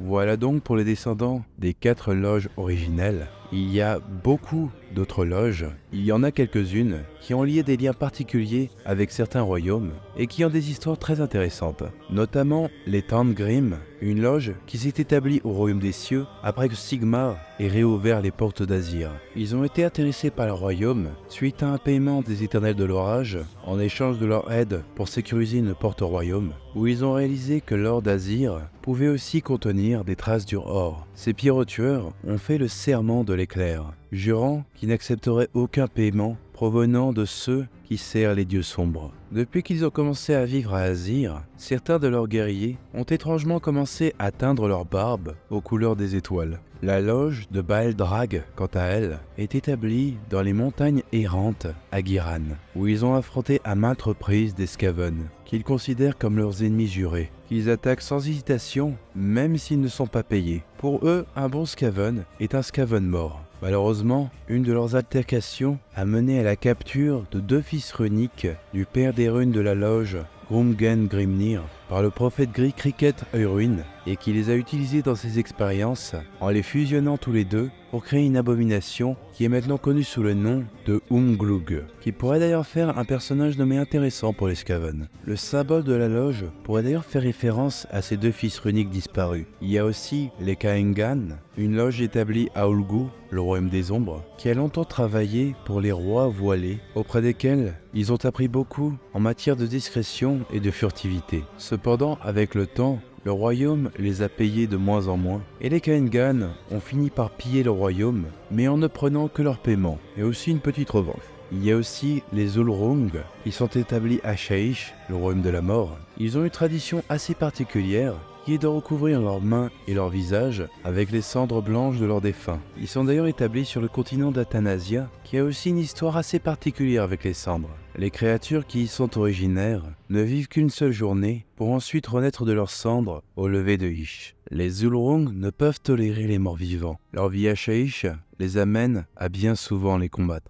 Ils ont fini par s'habituer à combattre les hordes interminables de ghouls, de spectres et de squelettes menés par des vampires. Ils ont dû s'habituer à endurer de très longs combats d'usure et font preuve d'une volonté inébranlable, même lorsque leur rune ne brille plus. Voilà donc pour les loges pyrotueurs. Il y en a bien d'autres, mais j'ai préféré présenter celle qui me parlait le plus. De toutes les loges, ma préférée est probablement celle des Lofnir. J'aime beaucoup le lien qu'ils ont avec les Magmadroth, qui est probablement l'une de mes créatures préférées d'AOS.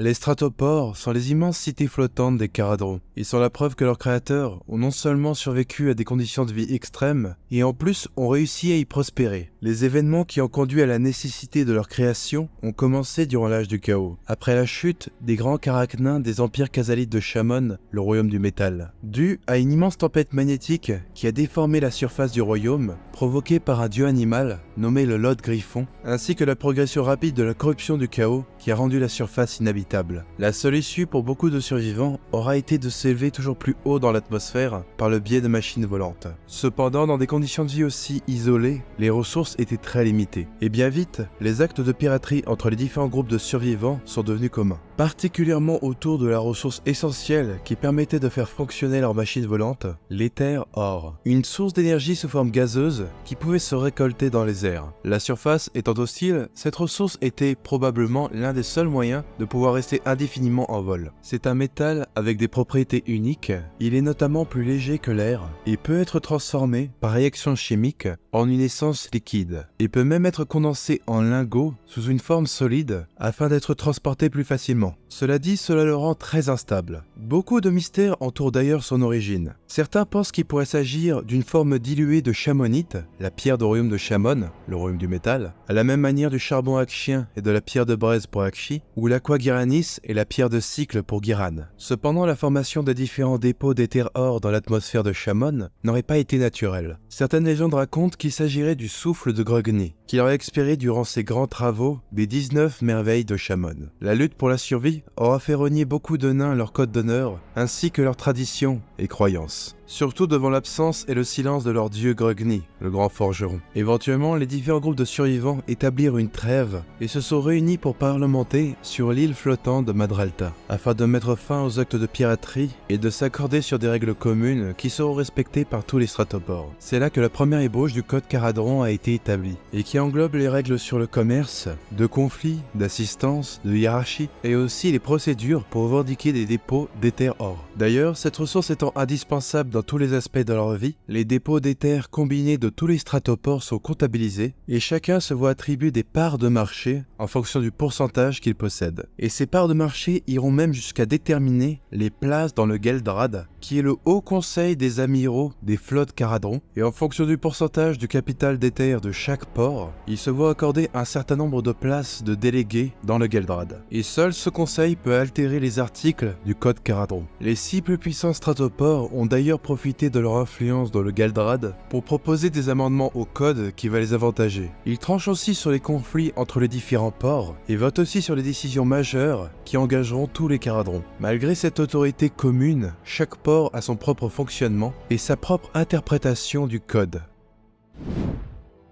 Baraknar, aussi surnommée la cité de la première aube, est le plus grand stratopore Kharadron. On dit qu'aucune cité ne l'égale en taille, à part peut-être la grande cité d'Aziraim dans le royaume des cieux. Ce n'est d'ailleurs pas seulement sa taille, mais aussi l'étendue de sa flotte, son industrie, son économie, et aussi bien sûr un capital d'éther or. Les membres de Baraknar sont connus pour leur avant-gardisme et pour leur entrepreneuriat. Leur devise en khazalide est Prifa Dreng, soit prospérer ou mourir, ce qui est gage de leur compétitivité. Ils sont aussi des diplomates rusés et ont été les premiers à commercer avec des non-Dwarda, notamment les cités de Sigmar, où ils ont créé de petits ports qui leur servent de point d'escale. Tous ces accords commerciaux leur ont permis de créer l'un des plus vastes réseaux de routes marchandes des 8 royaumes. Le seul moment où leur domination économique a été remise en question a été suite au Garak Tormon, qui est le nom donné au nécroséisme en khazalide. La vague de cette tempête de magie nécromantique a déplacé tous leurs filons d'éther or de leur position d'origine. La propriété de chacun d'entre eux a alors été remise en question, ce qui a provoqué une immense ruée vers découvert l'or pour tous les stratopores, car tout le monde, peu importe sa classe sociale, avait soudain une opportunité de devenir propriétaire. Cet événement a été une véritable redistribution des richesses pour la société Caradron. Cela dit, Baraknar a tout de même réussi à récupérer un capital proche de leur ancien avant que les autres ports n'en profitent, et ont réussi à conserver leur influence dans le Galdrad, bien que leur fortune ait légèrement baissé par rapport à celle qu'ils avaient avant le nécroséisme. Mais avec 6 plages sur 18, ils ont toujours la mainmise sur un tiers des sièges. La position géographique du stratopore varie comme beaucoup d'entre eux, car ils sont capables de se déplacer. Baraknar navigue au nord du centre de la croix spiralée. Barak-Ziflin, la cité des vents, est connue pour avoir les meilleurs pilotes et navigateurs Caradron. Leurs ingénieurs fabriqueraient les vaisseaux les plus rapides qui soient. Leur vitesse est telle qu'ils ont la réputation d'être inrattrapables, et ce tout en pouvant exercer des manœuvres qui endommageraient des vaisseaux plus humbles. La conception de leurs vaisseaux leur permet aussi de monter à une altitude que seuls eux peuvent atteindre. Leur déférence pour leurs engins est telle qu'après une bataille, ils priorisent de réparer le moindre impact avant même de penser à leurs blessures. Toutes ces qualités a valu leurs membres le surnom de maître des vents. Ces pionniers s'aventurent toujours plus loin, là où personne ne l'ose, parfois au plus proche possible des extrémités des royaumes. Cette attitude de toujours pousser les limites du possible leur a valu la réputation d'être trop téméraires parmi les autres ports, ou même d'être trop vantards pour ceux qui doutent de leurs exploits. Certains d'entre eux d'ailleurs s'amusent à se moquer de leur surnom de maître des vents et l'attribuent selon eux au vent qu'ils brassent lorsqu'ils embellissent leurs supposés hauts faits. Mais il est possible qu'il s'agisse un peu de jalousie, car le fait est que les membres de ce stratopore ont découvert beaucoup de choses dans leurs explorations, notamment des routes commerciales qui étaient jusqu'alors inconnues, parfois grâce à la découverte de certaines portes royaumes en haute altitude. Ils ont aussi retrouvé la cité forge de Grugni, qui avait été perdue durant la tempête magnétique qui a déformé la croix spiralée. Leurs explorateurs ont même réussi à atteindre la cité de Shadespire, entre Ish et Ulgu. Ils auraient ramené de cette cité maudite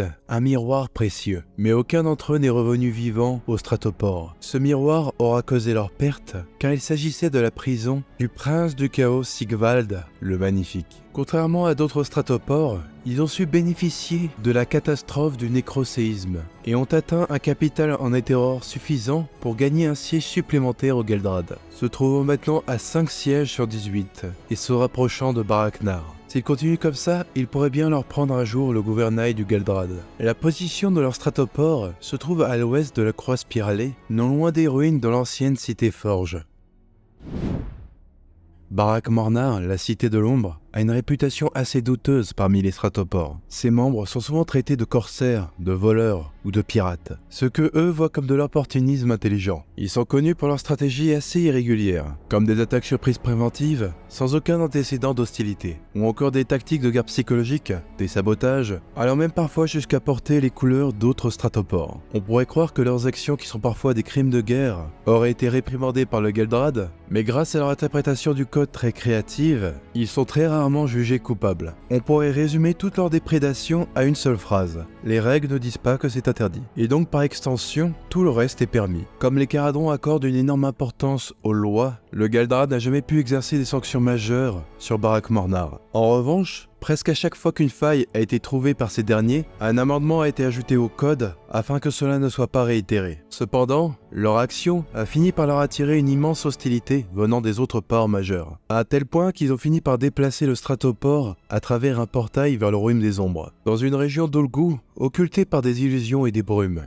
qui agissent comme un labyrinthe qu'on ne peut traverser qu'avec l'aide de membres de Barak-Mornar. Leurs 3 membres qui siègent au Galdrad ont bien souvent été questionnés sur la nouvelle position exacte du stratopore, mais ces derniers refusent catégoriquement de la révéler. Depuis qu'ils sont à Ulgu, ils ont établi un traité de commerce avec Misthaven, une cité de Sigmar très peuplée en corsaires elfes et autres individus peu scrupuleux, qui lui a valu le surnom de la cité des scélérats, presque des âmes sœurs pour Barak-Mornar. Comme part de leur accord, ils ont d'ailleurs aussi participé à la construction du cuirassé de la ville, sur lequel on peut voir briller leur porte-royaume.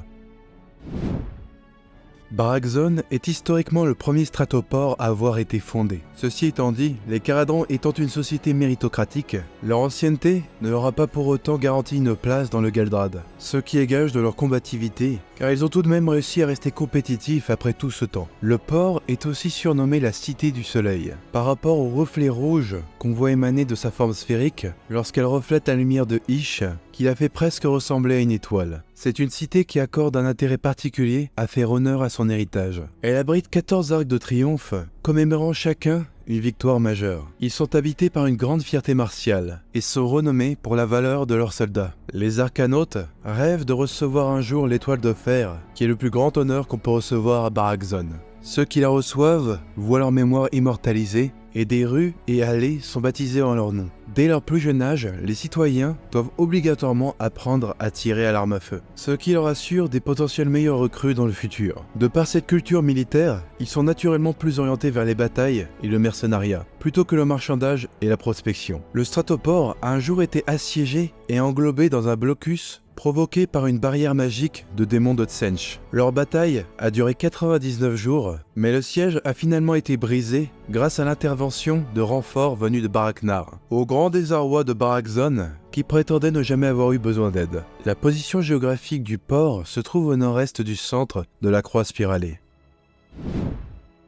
Barak Urbaz, la cité marchande, est connue pour ses marchands durs en affaires, qui savent négocier comme ils respirent et pour qui le profit passe avant tout. La cité autorise la présence d'étrangers dans les districts extérieurs, ce qui la rend très cosmopolite. On peut y voir des marchands humains, elfes et même des individus d'une mystérieuse race sentiente de golems. Leur échange avec les autres races a fait d'eux les transporteurs majeurs de denrées et même de passagers qui paient leurs services pour pouvoir voyager entre les royaumes. La cité possède aussi une grande flotte spécialisée dans la pêche de monstres volants. Ils ont d'ailleurs acheté les droits de pêche dans beaucoup de zones très peuplées, ce qui leur apporte un quasi-monopole dans ce domaine. Ils ont accès à beaucoup moins d'éther or que les autres stratopores et par conséquent ont dû apprendre à l'optimiser. Leurs étherchémistes sont connus pour arriver à en tirer le maximum d'énergie pour la propulsion de leurs vaisseaux. Récemment, malheureusement, la réputation de Barak Urbaz a été ternie parmi les cités de Sigmar. Alors que leurs partenaires commerciaux les accueillaient auparavant avec respect, ils sont désormais de plus en plus dénoncés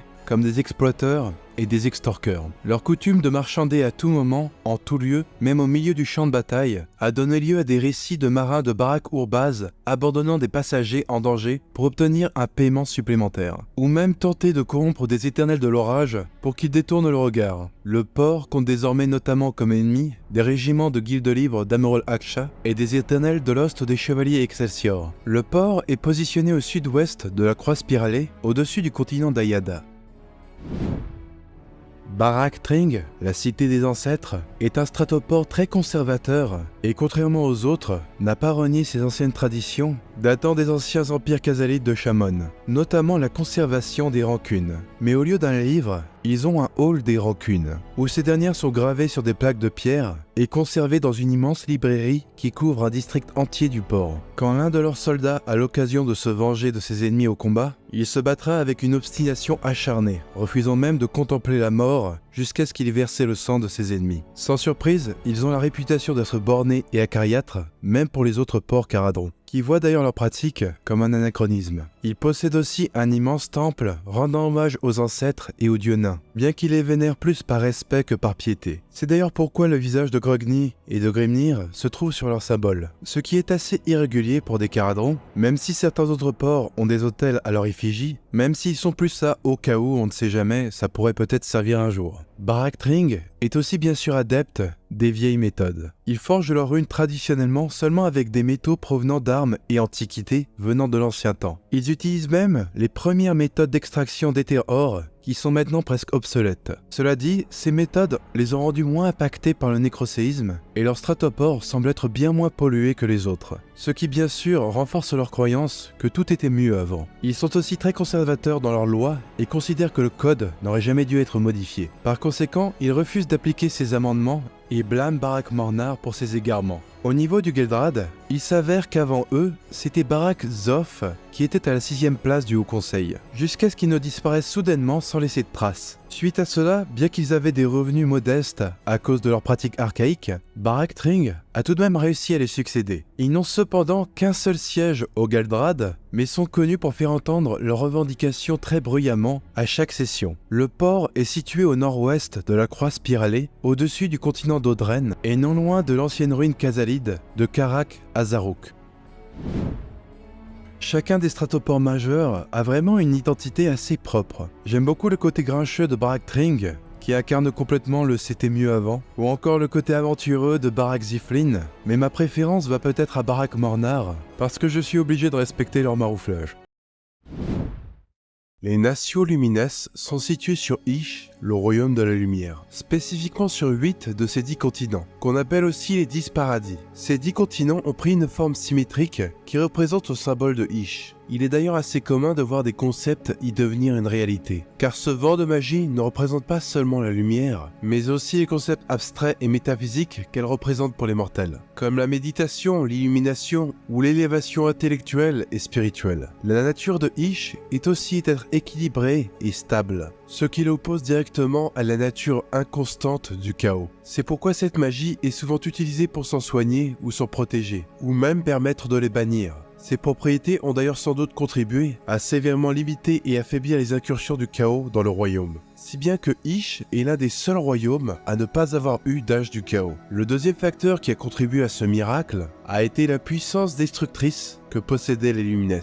Mais cette force est aussi ce qui a mené à leur chute, qu'on appelle l'Okari Dara, où la rivalité entre les nations aura atteint son paroxysme et les a poussés à utiliser ces armes les uns contre les autres. Aujourd'hui encore, à l'âge de Sigmar, les cicatrices causées par la destruction de ces armes peuvent être encore observées sur toute la surface de Ish. Cette guerre les aura amenés au bord de l'extinction et les aura forcés à fondamentalement changer leur société. C'est dans cette période de leur histoire qu'on appelle la réinvention que les Lumines ont commencé à se tourner vers la sagesse des esprits élémentaires des montagnes, des rivières, des zéphyrs et des zéniths des royaumes, afin qu'ils puissent les guider à maîtriser leur nature obsessionnelle, qui les aura conduits à l'autodestruction pour les focaliser sur la protection et la purification des royaumes, ainsi que la reconstruction de leurs nations, qui sont vite redevenus les phares d'art et de savoir qu'ils étaient. Le Xintil, le continent au centre de tous les autres, est pour l'instant le seul endroit de Ish où ils autorisent les non-elfes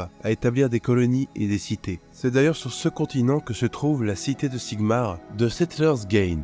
Le continent d'Exia, quant à lui, n'est pas habité. Il a une forme d'anneau et se trouve le plus au bord du royaume, là où la magie est la plus concentrée et la plus dangereuse, et encercle tous les autres continents. On dit que son aveuglante perfection ne peut être endurée ou comprise par les mortels. Même les dieux ne semblent pas pouvoir en sortir indemnes, car c'est là que Tyrion, l'un des dieux jumeaux de Ish, a perdu la vue. Les 8 autres continents, aussi appelés les géosegments, sont là où se trouvent les 8 nations lumines.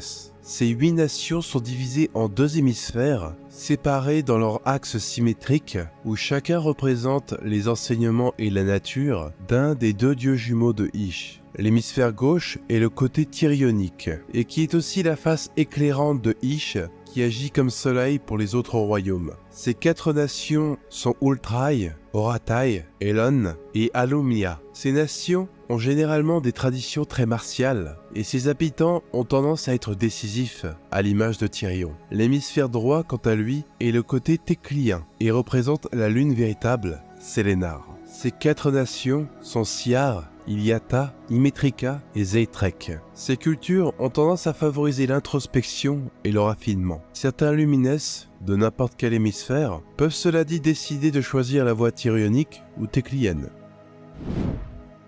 Les Siari sont connus pour être des artisans sans égal, créant des objets et des artefacts avec des propriétés prodigieuses, tout en faisant en sorte qu'ils soient magnifiques, à un tel point qu'on pourrait croire que ce ne seraient que de simples objets d'apparat. Leur dédication à l'artisanat est telle qu'ils sont prêts à consacrer des années, voire même des décennies, sur leur création. Ils sont tellement reconnus qu'ils posent les normes dans beaucoup de domaines d'artisanat, à un tel point que les autres nations lumines suivent leur exemple en matière de mode, d'art et de culture. Les Siari ont d'ailleurs pleinement conscience de l'émerveillement que leur création peut solliciter, et ont même tendance à utiliser cela dans leur stratégie, utilisant des objets et des parures suintant l'opulence et l'arrogance, tout en étant ornés de pierres précieuses et d'étherquarks brillants pour attirer l'attention là où ils le désirent. ou à l'inverse, utiliser des parures assez ternes et oubliables qui seront plus discrètes afin de dissimuler des artefacts ou objets bien plus puissants et dangereux. Tous ces talents est aussi ce qui a malheureusement fait d'eux la nation la plus touchée lors de l'Okaridara, car les armes qu'ils avaient créées étaient les plus destructrices de toutes.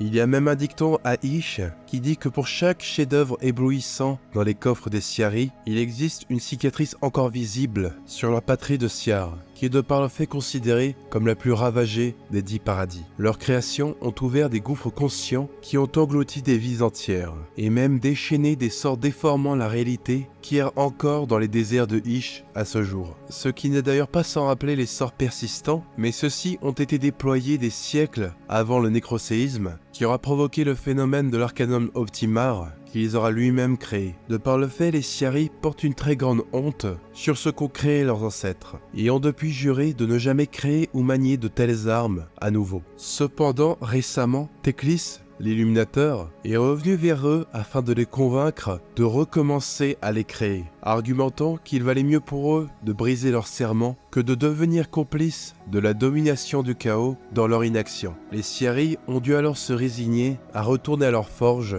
humiliés. Bien qu'ils ont recommencé à créer de puissantes armes, ils refusent toujours d'en créer qui pourraient être une menace à trop grande échelle. Mais quoi qu'il arrive, ils dirigent maintenant leur ingéniosité vers la reconstruction de leur patrie. Avec le royaume de Ish qui a récemment commencé à s'ouvrir aux étrangers, Siar a établi un festival d'artisanat annuel à la capitale de leur pays, Ar Enaskat, et qui a un très grand engouement parmi les artisans Siari qui sont toujours à l'affût de prouver leur suprématie dans leur domaine d'artisanat respectif. D'autres artisans étrangers affluent aussi vers la capitale afin de pouvoir se faire un nom dans ce célèbre festival. Mais à cause des différents phénomènes provoqués par l'Okaridara dans Siar, le chemin pour y aller est généralement très tumultueux. Iliata est une société matriarcale qui a pour précepte que le savoir est inutile si on ne peut pas le transmettre à la génération suivante. Ce qui a sans doute été motivé par le fait que la race elfique a longtemps été au bord de l'extinction. Et la peur de cette éventualité a sans doute été exacerbée par l'Okaridara. Par conséquent, les Iliatiens ont en priorité de préserver leur croissance pour assurer que leur savoir et leur culture puissent être hérités. Et chaque nouvelle génération doit aspirer à surpasser la précédente. Cette culture prenant la natalité a mené ceux incapables de donner naissance à créer un procédé afin d'eux aussi contribuer à l'effort d'Iliata. Ce procédé s'appelle l'arcanogénèse, qui permet par la magie de cloner le corps et l'esprit d'un individu. Ce procédé, mélangé à leur doctrine, a fait de cette nation l'une des plus peuplées des 8 royaumes. Cependant, au début, durant l'âge des mythes, l'arcanogénèse a eu des effets néfastes sur leur culture. La plupart des Iliatiens ont commencé à la voir comme une alternative supérieure à l'accouchement. Certains individus ont alors commencé à se multiplier en se divisant sans limitation, ce qui a développé chez eux une obsession narcissique de leur propre réflexion. Et le fait que plusieurs copies d'un même individu restent ensemble trop longtemps a créé une sorte d'écho entre eux dans leurs aspirations et leur curiosité, ce qui a mené à de très étranges expérimentations menant à des miracles paradoxaux, brisant les lois de la réalité. Qui plus est, plus un individu avait été divisé, et plus il semblait perdre la résistance naturelle qu'ont les elfes contre la corruption du chaos, ce qui a permis à leur grande honte à des démons de Slaanesh de pénétrer dans Iliata. Par conséquent, à l'âge de Sigmar, il est maintenant interdit à tout Lumines de diviser son âme plus d'une fois, et il est conventionnellement encouragé que ses clones jumeaux pratiquent des disciplines différentes, ainsi que des manières et des comportements différents pour éviter toute homogénéité de leur personne qui pourrait apporter trop d'ego ou de narcissisme. L'arcanogénèse fait aussi qu'Iliata possède un très grand nombre de troupes, qui sont célèbres pour leur cohésion et leur synchronisation, car les jumeaux qui combattent ensemble peuvent savoir instinctivement quelle action prendra l'autre. À cause de son passé, Iliata a commencé à avoir une vision un peu plus puritaine dans leur pratique, ce qui fait qu'ils ne sont certes plus aussi nombreux qu'avant, mais après avoir su trouver un équilibre entre les limitations qu'ils ont dû adopter et leur désir de croissance, ils ont su rester la nation la plus peuplée de Ish. Imetrika est la région la plus montagneuse de Ish. Ses habitants, les Imetricains, sont connus pour leur stoïcisme et leur inébranlable dévotion à la cause de Teclis. C'est d'ailleurs là que le dieu a enseigné aux premiers lumines à la façon de communiquer avec les esprits géomantiques. Même si inconsciemment, ceux qui marchaient déjà depuis longtemps parmi les sommets avaient déjà commencé à se lier avec les esprits de leur terre. Ce qui a fait qu'Imetrika est maintenant la nation qui abrite le plus de temples alarites des esprits des montagnes. C'est d'ailleurs là que se trouve Avalenor, la plus haute montagne qui perce l'horizon d'Imetrika. Et contrairement aux autres esprits alarites qui ont eu leur corps sculpté par les Lumines, Avalenor, le roi au cœur de pierre, serait venu de lui-même en aide aux Imetricains afin de défendre les royaumes. Les Imetricains sont très fiers d'être les premiers à s'être connectés aux esprits des royaumes et comptent énormément d'Elementiri parmi leurs rangs, qui sont ceux qui se dévouent aux esprits. D'ailleurs, même les noms à Elementiri de cette nation s'efforcent d'imiter les enseignements des montagnes et décident d'adopter un tempérament patient sans jamais agir dans la précipitation. Et cela a aussi déteint dans leur culture. Leurs danses, leurs jeux et leurs combats tournent autour du moment où l'immobilité se transforme en force décisive et où ils doivent attendre le bon moment. Et ce, toujours après une longue délibération bien réfléchie. De plus, beaucoup d'entre eux portent des motifs triangulaires faisant écho à la rune des montagnes, qui est un symbole très récurrent dans leurs différents arts. Beaucoup d'Imetricains décident de gravir de hautes montagnes en quête de sagesse. Ces hauts monts qui dépassent les nuages les invitent sans cesse à monter toujours plus haut pour tester leur volonté et toujours se dépasser. Un autre défi qui est assez répandu aussi est de descendre dans des gouffres où ils affrontent leurs traumatismes et pensées les plus sombres. Seuls ceux qui ont atteint une véritable symbiose avec le royaume peuvent entreprendre un tel voyage et en revenir. Mais ceux qui réussissent ont une plus grande proximité avec les esprits Alaris. Au combat, ce peuple est connu pour être un véritable rempart, pouvant détourner les coups de leurs ennemis et attendre patiemment pour ensuite infliger des ripostes mortelles en canalisant le pouvoir des sommets au bon moment. Tous les Lumines ont une très grande affinité avec la magie, mais la maîtrise des arts arcaniques des mystiques de Zetrek se distingue largement du reste.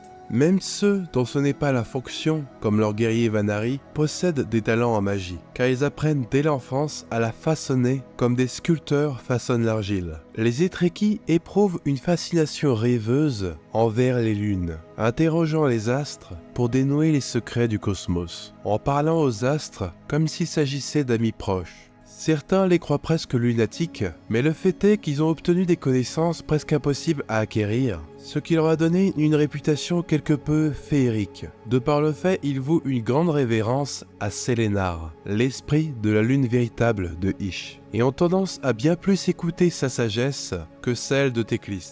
Ils ont même un dicton sur ce point. Mieux vaut apprendre la sagesse de la source que par son intermédiaire. Teclis ne semble pas vraiment y prêter attention, mais en réalité cache très bien son irritation. Ce que son frère Tyrion sait et l'amuse énormément. Cependant, Teclis se voit tout de même dans la fascination qu'ont les Etreki envers la lune, faisant sans doute écho à son ancienne dévotion envers la déesse Liléate, l'ancienne déesse des rêves et de la magie, dont il détient toujours d'ailleurs un bâton à son effigie. Cette proximité qu'il a avec Zetrek fait que Teclis parcourt ces terres plus que tout autre domaine de Ish, et voit son peuple un peu comme ses enfants adoptifs qu'il envoie dans les royaumes en tant que ses ambassadeurs et diplomates. La fascination des Etreki pour la magie s'étend à quasiment toutes ses formes qu'ils jugent dignes d'étude, comme l'artisanat runique des Dwardins, ou les rituels sanguins des Kénites, ou même les chants bruyants et primales des Oruks, ou parfois même les magies plus sombres de Shaish, afin de mieux connaître leurs ennemis. Ils apprennent si vite qu'ils surpassent souvent les sorciers desquels ils ont appris ces nouveaux domaines. Cependant, il est une magie et une lune qui les effraient, celle de la mauvaise lune, dont les adorateurs sont presque des ennemis naturels aux Zetrek. Au combat, les mages de Zetrek invoquent des énergies de lumière meurtrière avec une telle intensité qu'ils peuvent anéantir leurs ennemis avant même qu'ils n'aient atteint le corps à corps. Les elfes d'Alumnia ont la réputation d'être des pionniers, des athlètes, des explorateurs et des aventuriers, cherchant sans cesse à explorer les royaumes et à découvrir de nouveaux territoires encore jamais cartographiés. Il est donc important pour chaque Alumnien d'avoir de bonnes compétences en survie et une excellente forme physique. Beaucoup d'entre eux choisissent d'ailleurs de vivre dans la nature en dehors des grandes villes. D'autres même osent affronter la nature sauvage dans des terres encore plus lointaines. Il n'est donc d'ailleurs pas étonnant de les voir exceller lors des Olympiades connues sous le nom du concours des Parangons qui est organisé tous les 10 ans au Xintil, le continent central. Ils basent principalement leur culture sur les traditions tyrioniques. Ils sont donc fortement militarisés et favorisent la rapidité d'action. Dès leur plus jeune âge, on leur conte les exploits et les légendes du dieu Tyrion, aussi maintenant appelé le Seigneur Phénix. Les récits de comment il a navigué sur les vagues polychromatiques des mers de Ish et de comment il a apporté l'ordre dans le royaume de la lumière. De par le fait, chaque Alumnien possède un grand amour de l'aventure, cherchant des occasions pour se distinguer dans des exploits épiques. Cela les amène d'ailleurs à souvent interagir avec les cités de Sigmar, car ils sont toujours enclins à prêter assistance à ceux qui en ont besoin. Leur courage et leur bravoure est d'ailleurs reconnu par tous les Lumines,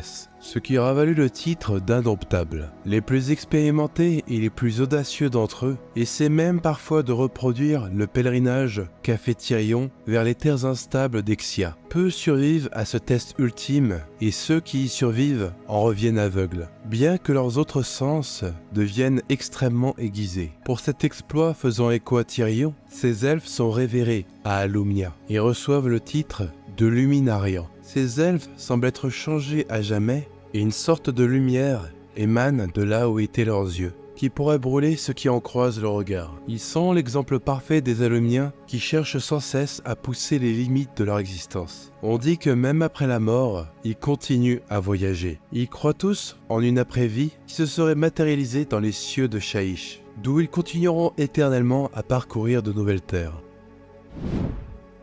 Les terres d'Elon sont souvent balayées par de puissants vents et sont connues pour être recouvertes par de nombreux métallis, des îles flottantes chargées en énergie géomantique qui sont d'ailleurs aussi souvent utilisées par les cités de Sigmar que leurs croisades tirent avec eux afin de déplacer des structures préconstruites. Le peuple d'Elon, quant à lui, a tendance à construire ses cités sur eux. Peu d'entre eux deviennent de grandes cités car elles sont nomades et dérivent avec les vents.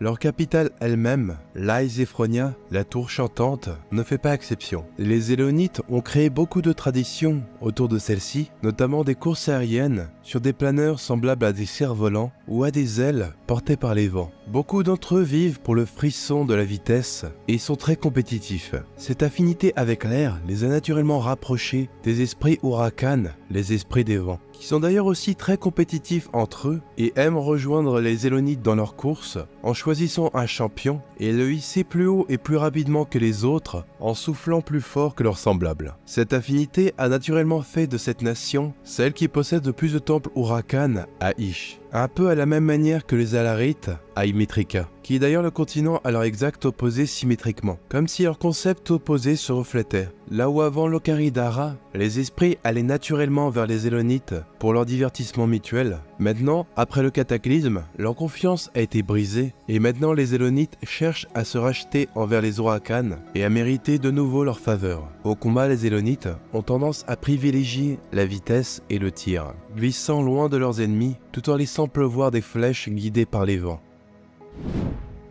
Voilà donc pour la présentation des grandes nations luminesques qu'on connaît le mieux. Lorsque l'histoire d'Ultraï et d'Horatraï arrivera, on fera sans doute une deuxième vidéo pour les développer. D'après certaines histoires, il est possible qu'Horatraï soit une nation plus liée aux esprits des rivières, les Hydréliens, à la même manière qu'Imetrika et Elon, et peut-être qu'Ultraï pourrait être celle qui sera liée aux esprits des Zéniths. En tout cas, j'aime beaucoup les nations des Lumines, qui plus que toute autre faction, sont extrêmement liées à leur royaume. Au point que cette vidéo a aussi été en partie une vidéo sur Ish. J'aime beaucoup la symétrie qui semble aussi affecter les peuples mêmes, comme on l'a dit plus tôt Imetrika et Elon, qui sont opposés symétriquement, et sur certains aspects aussi Zetrek et Alumnia, qui chacun en représente plus Teclis et Tyrion, et qui sait ce sera peut-être aussi le cas entre les deux royaumes restants, avec leurs opposés Siar et Iliata. De toutes les nations, je crois que Siar est peut-être celle que je préfère le plus. C'est littéralement une nation qui a créé des armes de destruction massive et qui s'est ensuite détruite avec,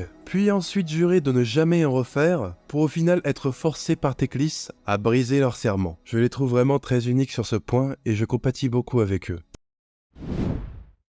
Les clairières sont ce que les Sylvanès sont de plus proches de nations ou d'empires. Cela dit, leur conception de la chose est très différente des autres mortels, car cela impliquerait de leur part une volonté de régner sur des terres, ce qui ne pourrait pas être plus à l'antithèse de la raison de leur création. Car Alarielle, la reine éternelle, les a créés pour être les gardiens de l'ordre naturel. Toutes les clairières sont originaires de Ghiran, le royaume de la vie, même si certaines ont totalement quitté les royaumes de Jade pour aller propager la vie au reste des 8 royaumes. Même si leur biome est très différent, mais les Sylvanès ont su s'adapter à bien des environnements. La plupart de ces clairières ont une souveraine ou un souverain attitré, qui incarne les traits, l'histoire, la culture et les traditions de leur peuple. Et de par comment les Lamantiri, les graines âmes fonctionnent, les mêmes souverains peuvent diriger leur clairière pendant des millénaires. Ils ne sont certes pas immortels, mais vivent des vies incroyablement longues. Mais quand leur mort vient, leurs Lamantiri sont récupérés puis replantés. Ils deviennent alors un nouvel être,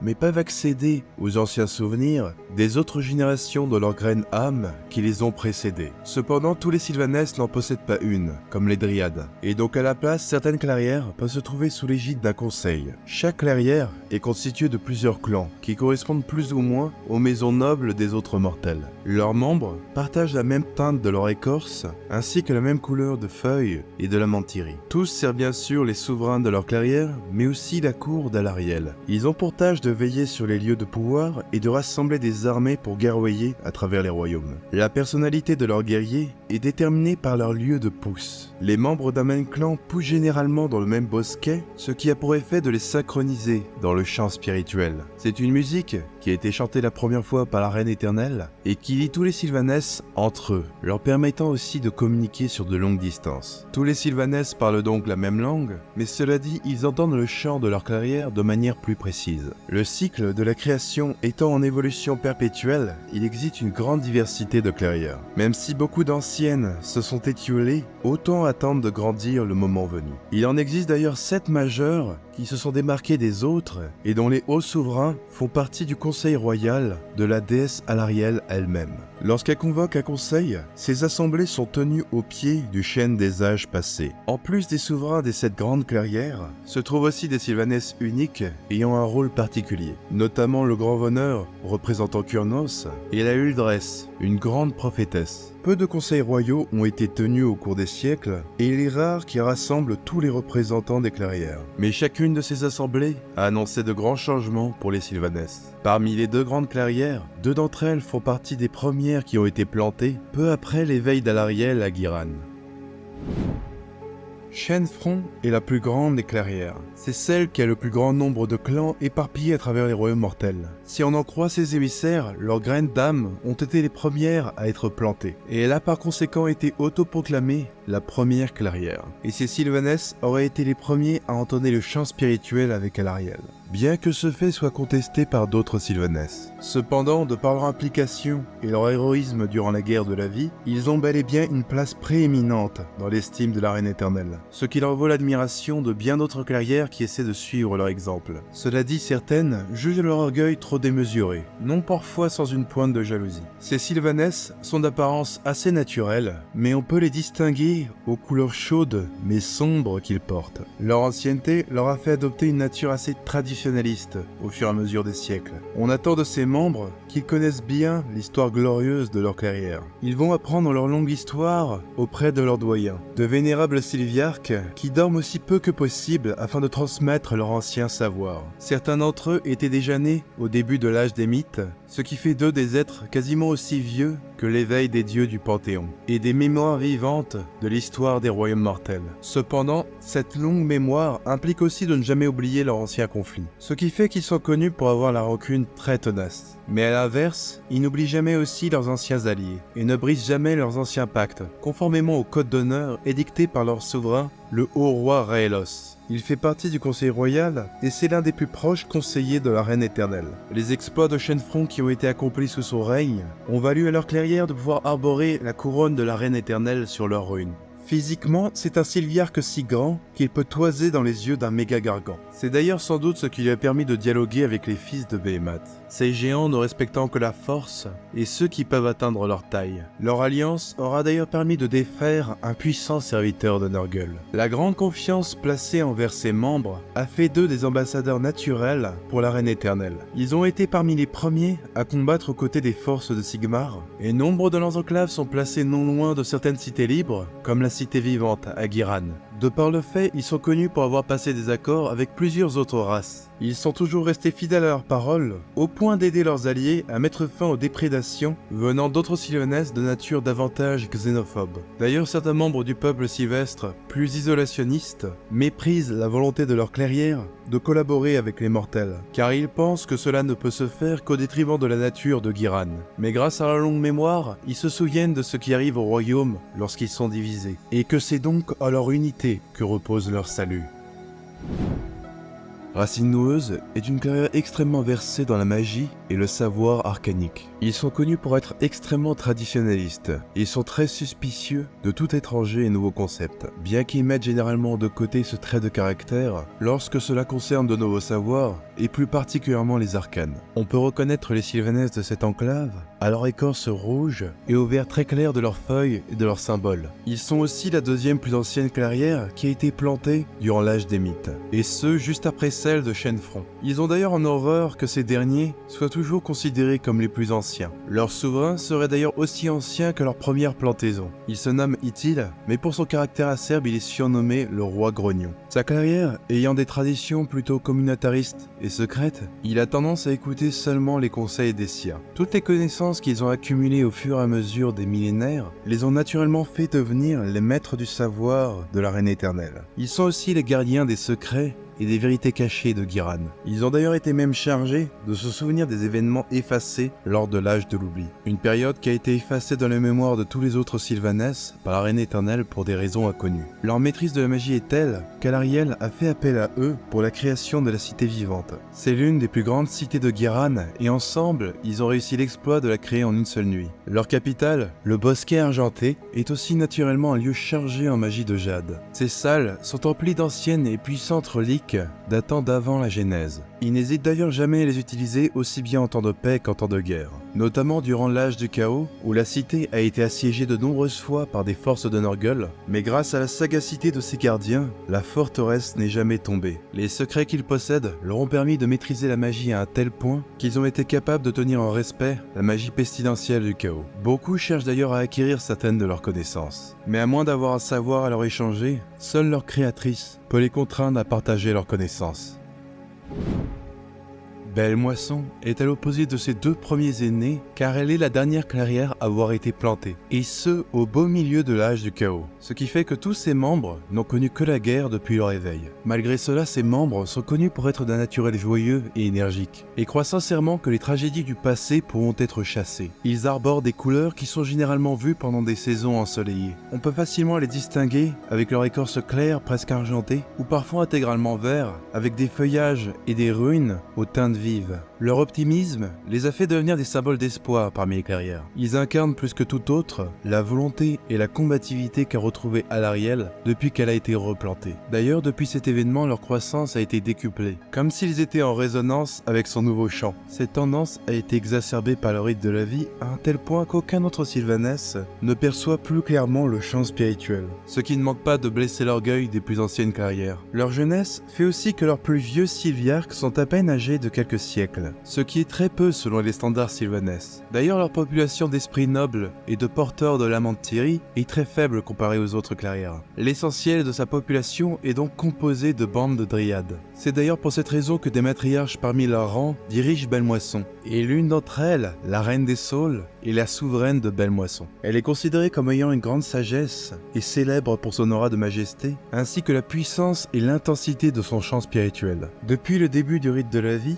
Belle Moisson considère qu'il est de leur devoir d'aider les baladins chants de guerre à propager les mélodies de la Reine éternelle, afin de purifier le royaume de la corruption chaotique et nécromantique en les revitalisant. C'est pourquoi on voit bien souvent ces musiciens accompagnés par des hordes de dryades de Belle Moisson. Bien que leur intention soit louable, parfois leur volonté de bien faire clairière n'arrange pas tout le monde. Et dans leur excès de zèle, ils ont cherché à revitaliser certains sites de pouvoir qui étaient déjà sous le contrôle de cités établies par des croisades et forts. Et au départ, cette action semble généralement le bienvenu lorsqu'on voit le sursaut de vie qui est apporté tout autour. Mais le manque de maîtrise de la jeune clairière a parfois rendu cette croissance inarrêtable. Et de nombreuses colonies ont dû être abandonnées pour cette raison. Et cela a malheureusement mené à des situations où ces Sylvanesses ont été parfois forcés de se défendre contre la colère des mortels qu'ils essayent sincèrement d'aider. Pour essayer de se racheter, il n'est pas rare que les guerriers de Belle Moisson prêtent serment de se battre aux côtés de ceux qu'ils ont malencontreusement lésés. Certaines clairières prennent un plaisir mesquin à se moquer de leurs faux pas. Mais les plus anciens, comme les doyens de Chênefront, y voient là des erreurs de jeunesse, de jeunes pousses pleines de vie,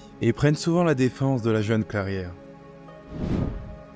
Fer-Écorce a été la première clairière à s'installer à Chamonne, le royaume du métal. Ces Sylvanesses y ont créé une vie plus que singulière et ont rapidement appris à utiliser leurs racines pour extraire du minerai de la terre. Rapidement, leur corps commença à se couvrir de dépôts cristallins et de minéraux métalliques. La solidité de leur bois a d'ailleurs mené la Reine Éternelle à leur demander de venir à la Cité Vivante afin d'utiliser le même procédé pour faire pousser les arbres qui servaient de mur à la cité. Comprenant que le royaume doré était une terre très différente de celui de Jade, les membres de Fer-Écorce entreprirent de tirer parti de leur capacité à pouvoir sentir les minerais dans la terre afin de passer des accords avec des alliés potentiels. De tous, les Douardins étaient probablement ceux qui étaient le plus intéressés par les dons naturels des Sylvanesses. Ils devinrent les plus fidèles soutiens de Fer-Écorce. Ce qui est assez étonnant en soi, car le peuple sylvestre d'Alariel et le peuple industriel de Grogny font rarement bon voisinage. Néanmoins, les deux races partageaient le même respect des traditions, ainsi qu'une opiniâtreté assez similaire. Lorsque l'âge du chaos arriva, les deux peuples se protégèrent les uns les autres. Les Khazalides se portèrent à la défense des sites de pouvoir sacrés de Fer-Écorce, et lorsqu'ensuite leurs caracs tombèrent les uns après les autres, suite au cataclysme de la tempête magnétique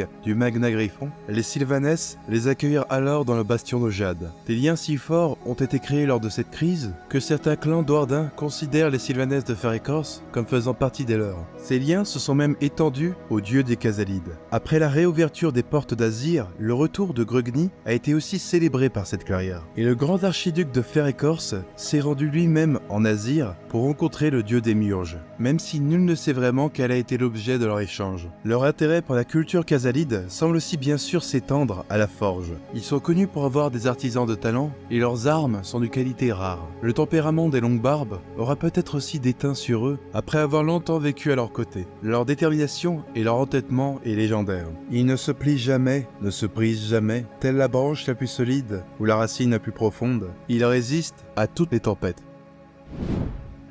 Cœurbois est une clairière qui vénère aussi bien Kurnos autant qu'Alariel. Ils sont connus pour avoir toujours été à l'avant-garde des guerres des deux divinités. De par leur affinité avec le dieu de la chasse, de nombreux chasseurs de Kurnos sont parmi leurs rangs. Ces Sylvanesses sont facilement distinguables à leur feuillage foncé et leur symbole d'un bleu azuré. Leur capitale se situe sur le continent de Kurnoséal, à Guiran. Ces terres portent le nom de leur dieu car elles étaient son domaine sacré. Ils entretiennent aussi des liens étroits avec de nombreux clans Aelf Kurnosi qui vivent dans ces terres. Ce qui est assez unique pour les Sylvanesses, car beaucoup d'autres clairières Sylvanesses gardent encore des rancunes à leur rencontre depuis leur fuite à Azir lors de l'âge du chaos. C'est d'ailleurs eux aussi qui se tenaient à ses côtés lors de sa chute face aux forces de Nurgle pendant la bataille des larmes. Et c'est aussi eux qui ont rapporté sa lance à la Reine Éternelle. Leur souveraine, nommée la Reine Douarière, préside sur la cité d'Ol-Leath, la capitale de la clairière. Une prophétie existe d'ailleurs sur cette cité. Quand la lune du chasseur survolera Ol-Leath, ce sera là un signe de l'imminent retour de Kurnos. Le retour qui pourra sans doute être rendu possible par les chasses de Beltanos, la première griffe de Kurnos. Givrefeuille a été jadis une clairière connue sous le nom de Vertefeuille et était à l'époque l'une des plus puissantes des Sylvanettes. Leur capitale, Dapel-Lorraine, était considérée comme l'un des bastions de jade les plus magnifiques après ceux de la Reine Éternelle. Ils ont malheureusement été quasiment exterminés lors de la guerre de la vie pendant l'âge du chaos. Horticulus Simux, le jardinier de Nurgle, a relâché sur eux une horrible maladie nommée la vérole de la putrécorce. qui transforment leur peuple en un tas de mucus nauséabond sans que cela ne les tue afin qu'ils puissent rester conscients dans cette forme agonisante. Une grande partie du reste des survivants périrent ensuite à la bataille du Grief glacé, où ils sont tombés dans une embuscade tendue par des démons en plein milieu de l'hiver éternel. Les rares survivants de la clairière durent s'enfoncer encore plus profondément dans les régions glacées pour se cacher, et ont dû apprendre à s'y adapter pour y survivre. C'est là qu'ils ont commencé à être changés. La nature de l'hiver éternel a commencé à s'insinuer dans leurs graines d'âme. Leurs écorces ont commencé à déteindre vers des couleurs pâles et froides. C'est à partir de là qu'ils sont devenus la clairière de Givrefeuille. Le froid qui émane d'eux maintenant ne semble pas être seulement physique, mais semble aussi spirituel, car il semble affecter les créatures immatérielles, telles que les démons ou les spectres, qui peuvent aussi se changer lentement en glace à leur proximité. Avant que leur clairière ne change, leur souveraine était la mère des branches. Mais suite à sa chute, lors de la bataille du Grief glacé, elle a été succédée par le vieux roi Scriochal, qui a maintenant pris sa place dans le conseil royal. Leur très faible nombre et les conditions difficiles des endroits où ils vivent fait que les membres de cette clairière ont pleinement conscience qu'ils sont condamnés à disparaître. Mais il convient assouvir leur vengeance avant que ce jour arrive.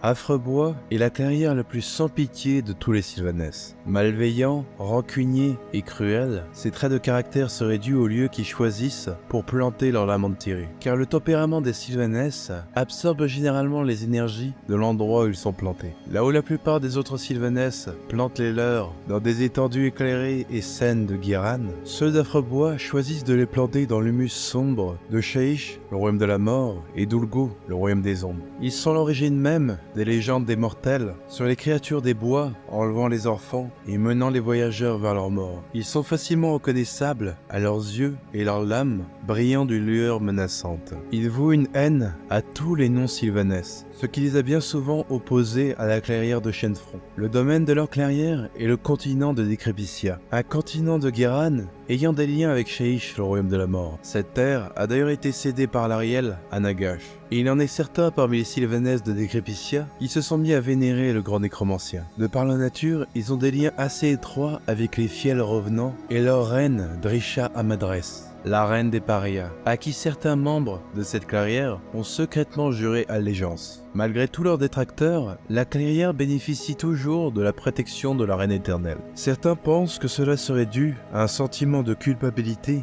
dû à la saison voilée de l'âge de l'oubli. Les 7 enclaves majeures montrent vraiment l'étendue de possibilités, des spécificités que peuvent avoir les clairières sylvanès. Et pour le coup, j'ai vraiment envie de voir arriver un jour les souveraines et les souverains de la cour royale. Par exemple, le roi Aelos, je veux un sylviarque de la taille d'un méga gargan. Ou encore la reine des saules, qui me fait imaginer des designs vraiment intéressants, comme une dryade qui serait éhaussée par des lierres de sol pleureur, un peu comme une araignée. Ou encore l'archiduc de Farécorce, qui pourrait importer un sylvanès à moitié minéralisé et cristallisé. D'ailleurs, j'adore Farécorce en général, je pense que c'est ma clairière préférée en vrai. La bromance qu'ils ont avec les Durdins peut vraiment donner une armée assez unique. Les temples de Cain, le dieu du meurtre, peuvent être trouvés à travers tous les royaumes mortels. Chacun d'entre eux appartiennent à différentes sectes qui peuvent se différencier par rapport à leur façon d'honorer le dieu à la main sanglante. Malgré le fait qu'il soit mort, certains elfes avaient déjà recommencé à le vénérer au début de l'âge des mythes. Ils ont été trouvés par Morathi qui a vu en eux l'opportunité d'obtenir des servants loyaux. Elle a alors commencé à manipuler cette religion et s'est autoproclamée l'oracle de Cain. Elle a aussi créé de nouveaux elfes dans son chaudron assez différent avec des âmes reprises à sa nèche. Elle a depuis réussi à prendre sa place et est devenue Morathi Cain, bien qu'une partie des Cainites ne reconnaissent pas son ascension en tant que déesse du meurtre et par conséquent la voient comme une hérétique. Ces individus sont considérés comme des blasphémateurs par les fidèles de Morathi. Il existe aussi des sectes qui se sont scindées de la religion Cainite, qui ont commencé à aussi vénérer d'autres dieux de l'ancien panthéon elfique dont faisait partie le dieu du meurtre, notamment celle de Kretusa qui vénère Morai Egg, dont on parlera un peu après. La plupart des sectes Cainites sont originaires d'Ulgu, le royaume des ombres. Ce royaume est composé de 13 domaines et on peut trouver la plupart des sectes Cainites, spécifiquement dans l'un d'entre eux, la convergence de Shadrach. La raison pour laquelle ils sont confinés à ce domaine est due à Malérion, le roi des ombres, et le dieu d'Ulgu, aussi anciennement connu comme Malekith, le roi sorcier. Ce dernier éprouve une très grande rancune envers Morathi et l'a par conséquent banni dans ce domaine. À l'époque, elle n'était pas encore divine, donc il aurait pu peut-être la tuer, mais c'était alors la seule autre être qu'il avait rencontré jusqu'ici dans les étendues encore primitives d'Ulgu. Très peu d'informations sont connues autour de Malérion. C'est un être entouré de ténèbres et de mystères. De fait, beaucoup l'imaginent comme une divinité maléfique. Lorsqu'il est apparu dans les royaumes mortels après leur création, du fait de son lien avec le royaume des ombres, il était alors incorporel, sans forme propre. Mais il a éventuellement réussi à maîtriser cet état et peut maintenant prendre n'importe quelle forme physique. Il est un aspect qu'il prend plus souvent que d'autres, celui d'un elfe redoutable, recouvert de fer noir et d'un manteau d'ombre, qui fait écho à son ancienne forme mortelle. Il a établi la capitale de son domaine, nommée Drushiros, où sa forme physique y trône. Cependant, partout ailleurs où une ombre s'étend, son esprit semble y être aussi. Plus que tout autre dieu, Malérion semble être celui qui est le plus fusionné avec son royaume. Il est donc révéré comme le monarque absolu d'Ulgu. Il est aussi vénéré en dehors du royaume des ombres, bien souvent plus par crainte ou respect que par dévotion. Notamment par exemple des mages gris des collèges de magie qui sont assez sages pour reconnaître la source de leur pouvoir. Mais aussi par différents groupes d'assassins comme les ombres, dont il a d'ailleurs offert les services à Sigmar, qu'il a utilisé pour la grande purge d'Azir, après la fermeture des portes. On connaît quelques préceptes de ceux qui pratiquent son culte, comme par exemple le savoir et le pouvoir, recherchez-le, gardez-le, mais surtout utilisez-le. Montrez déférence aux ombres, car c'est là que marche Malérion. Les coups les plus mortels sont ceux qui ne sont pas vus. Il existe de nombreux dieux, mais un seul roi dans l'ombre. Ces cultes sont donc bien souvent secrets, sauf peut-être à Ulgu, même si la vie dans le royaume des ombres est aussi parsemée de secrets et de demi-vérités. Même le paysage est parsemé d'illusions. Le royaume lui-même semble constamment essayer de tromper ses habitants. Quelqu'un pourrait penser marcher sur un chemin pour soudain voir le sol se dérober sous leurs pieds et tomber dans une falaise. Lorsqu'on se rapproche de l'extrémité du royaume, ce genre de phénomène peut être encore plus extrême. Une personne pourrait se marier, avoir des enfants, vivre toute une vie avec eux et ensuite les voir un jour tout à coup se dissiper. Par conséquent, les habitants d'Ulgu ont appris à se méfier de tout, car rien n'est jamais tel qu'on le pense. D'autres peuvent aussi adopter une philosophie de vie assez différente et part un peu du principe que si potentiellement rien n'est réel, alors la réalité ou la vérité peut tout simplement être celle qu'ils choisissent. Les 13 domaines du royaume des ombres sont constamment verrouillés dans un crépuscule perpétuel, sans jour ni nuit, avec quelques demi-lumières qui le percent parfois, provenant de Ish, sa sphère sœur,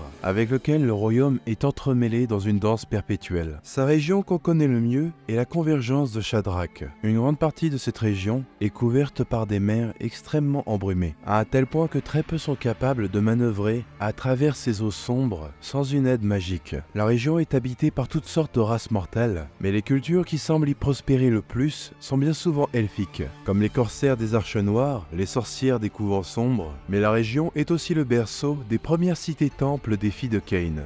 Ces cités font d'ailleurs partie des pouvoirs militaires et politiques majeurs de la région. La cité de Sigmar de Misthaven est probablement l'une de leurs rares concurrentes. Cette cité portuaire est l'un des plus grands carrefours économiques de la région. Mais elle est aussi connue pour sa très forte criminalité et pour ses exportations de substances illicites et toutes sortes de contrebandes. Ils font aussi un commerce qui est moins connu, celui de prisonniers de guerre, qu'ils commercent avec les différents temples kainites, où ils servent de main d'œuvre pour les rituels et sacrifices de sang. Leurs pratiques sont assez mal comprises par la plupart des autres mortels. Dans les cités de Sigmar, elles sont connues comme des gladiatrices ou comme des pèlerines de guerre, voyageant d'un champ de bataille à l'autre, mais elles font aussi l'objet de beaucoup de méfiance et d'accusations à cause de leurs rites sanglants. Cependant, leur haine contre le chaos et leur férocité au combat restent incontestables. Elles sont donc considérées comme des alliées vacillantes, mais indispensables. C'est d'ailleurs pourquoi il y a eu très peu de représailles lorsqu'elles ont décidé d'occuper la cité d'Anvilgard, qui est maintenant devenue une cité-temple nommé Har-Koron. D'ailleurs, il y a déjà une vidéo qui parle d'Anvilgard sur la chaîne, qui sera dans la description si ça vous intéresse. Au niveau de leur fonctionnement et de leur hiérarchie, chaque temple est gouverné par une reine matriarche. Elles sont choisies parmi les membres les plus dévoués des sectes par Morathi elle-même. Elle prend soin de choisir celles qui sont le plus loyales envers elle, afin de s'assurer qu'elle propage son autorité. Ces reines sont les hautes prêtresses des cultes. Ils sont donc aussi en charge de l'office des rites et des rituels. Il existe aussi les reines du massacre qui ont une fonction similaire, même si elles sont plus des chefs de guerre. Certaines sectes ont tendance à préférer l'une ou l'autre selon leur théorie géologie. En dessous viennent ensuite les Vraenei, comme les Melusai et les Kinerai, qui sont les elfes qui ont été créés par Morathi avec les âmes volées à Slaanesh. Elles sont généralement considérées comme des guerrières d'élite et servent souvent de gardiennes au temple et aussi de garde du corps aux reines. Il y a ensuite à peu près au même niveau qu'elles les sororités de sang, où on peut trouver les sœurs du massacre, les Erini et les hautes gladiatrices. Elles forment le gros de l'infanterie des armées des temples et peuvent avoir différents rôles en plus de celui de guerrière, comme être gladiatrice, parfois même dans des rôles artistiques comme leur danse de l'âme rituelle. Vient ensuite les traqueurs des ombres. Ce sont les agents, espions, saboteurs et assassins. Ils sont soigneusement choisis, un peu à la même manière que les reines, car on leur confie bien souvent des informations et des tâches très sensibles. Ceux qui sont choisis reçoivent la Mirkath, la marque des ombres. Il lie leurs âmes au service de Morathi et sans doute aussi, d'après certaines rumeurs, à Malérion. Cette marque, tissée par de la sorcellerie d'Ulgu, leur permet d'avoir une grande maîtrise sur les ombres, mais aussi de traverser la toile umbrale, une sorte de labyrinthe de magie des ombres qui permet, en y entrant, de voyager entre les royaumes. Sans la marque, il ne semble pas possible d'y trouver son chemin. Seuls Malérion et Morathi maîtrisent les secrets du voyage dans cet étrange endroit. À noter que les rares mâles des sectes kénites peuvent être trouvés parmi les rangs de ces agents, ce qui en fait la plus haute position que ces derniers peuvent espérer atteindre, car autrement dans la culture des filles de Cain, ils sont au plus bas de l'échelle sociale. D'après les prêtresses,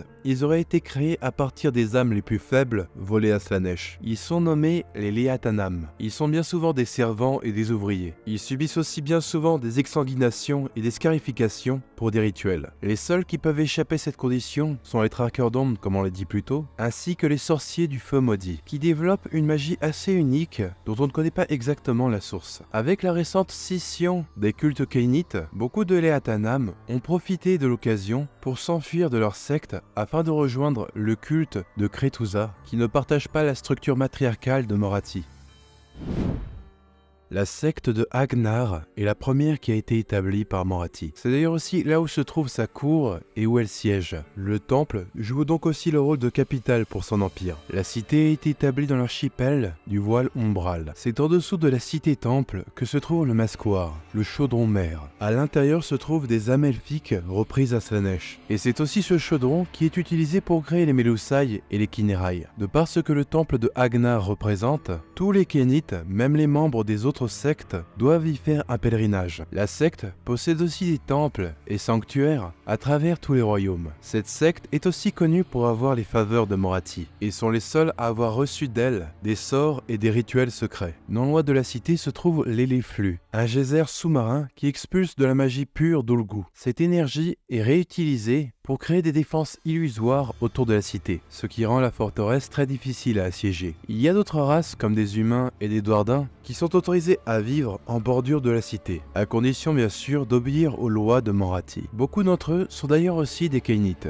Depuis l'ascension de Morathi, les statues de Cain ont été changées à son effigie. La secte des Dreshiganes est sans doute celle qui a le plus de temples à travers les royaumes mortels. Ces guerrières sont celles qui sont le plus connues et implantées dans les cités de Sigmar, où elles ont établi de nombreuses arènes de combat. Leur forteresse principale, à Ulgu, domine le désert cendré situé au nord de Fuarthorn, un autre des 13 domaines d'Ulgu situé au nord de la convergence de Shadrach. Leur temple ressemble plus à une accumulation d'arènes conjointes plutôt qu'à une ville. Chaque district semble être un labyrinthe d'obstacles et de tests martiaux, où les sœurs de la secte mettent à l'épreuve leurs compétences dans différentes conditions et environnements contre des prisonniers et des monstres relâchés dans les rues. Différentes compétitions traditionnelles sont souvent organisées, comme le Yaisril, où les meilleures combattantes de différents coven de la secte s'affrontent dans un tournoi. Toutes ces guerrières sont connues pour être très perfectionnistes et sont toujours à la recherche de coups mortels parfaits pour abattre leurs ennemis, à un tel point qu'elles peuvent parfois faire durer le combat afin d'abattre leurs victimes de la meilleure façon possible, préférant bien souvent une décapitation nette et précise. Elles ont un certain mépris pour la subtilité et ont par conséquent tendance à prioriser le face-à-face. On peut les reconnaître assez facilement car elles ne teintent jamais leurs pièces d'armure et leurs vêtements. Au lieu de cela, elles préfèrent les laisser maculés dans le sang de leurs ennemis et ne les nettoient jamais.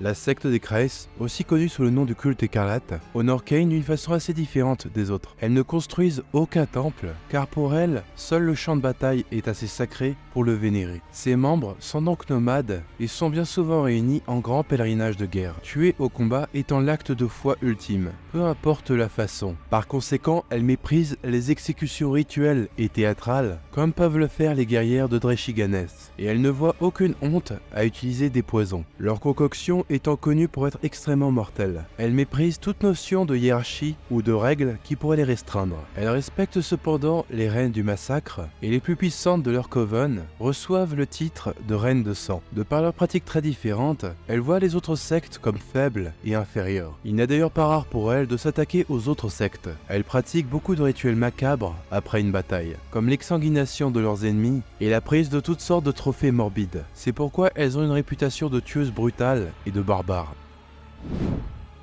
La secte des Célébron est aussi nomade. Elle voyage dans différentes cités de l'ordre pour leurs performances artistiques. Leur danse des lames est célèbre et envoûte les foules. Mais ces performances ne sont qu'une distraction, car dans les ombres, ce sont des maîtresses en furtivité et en assassinat. On peut les reconnaître assez facilement car elles sont souvent tatouées, mais on ne se rend pas vraiment compte que ce sont des motifs complexes qui aident leur silhouette à se fondre avec les ombres. Pareillement, les teintes de leur armure et de leurs vêtements sont sombres et discrètes, généralement du bleu foncé ou du violet terne. Il en va de même pour leurs armes, qui sont aussi ternies pour éviter tout éclat ou reflet qui pourrait les trahir. Elles ont aussi une grande maîtrise de la magie d'illusion. Elles invoquent par exemple des brumes mystiques pour couvrir leur passage. Leurs mélussailles sont capables de se voiler d'illusions afin de se fondre au milieu de leurs sœurs lorsqu'elles sont en territoire étranger. Elles ont généralement pour mission d'acquérir certaines ressources, mais aussi éliminer les dissensions au sein du culte de Kane. Elles sont loyales et dévouées envers Morathi, mais comme elles agissent toujours dans l'ombre, elles ne reçoivent que très peu de reconnaissance ou de gloire. Les autres sectes les regardent de haut en voyant le peu de victimes qu'elles abattent. Mais les Célébron se voient plus sélectives et voient dans leurs détractrices un manque de créativité. Pour elles, la mort de leurs ennemis les plus haïs et les plus dangereux apporte la véritable gloire.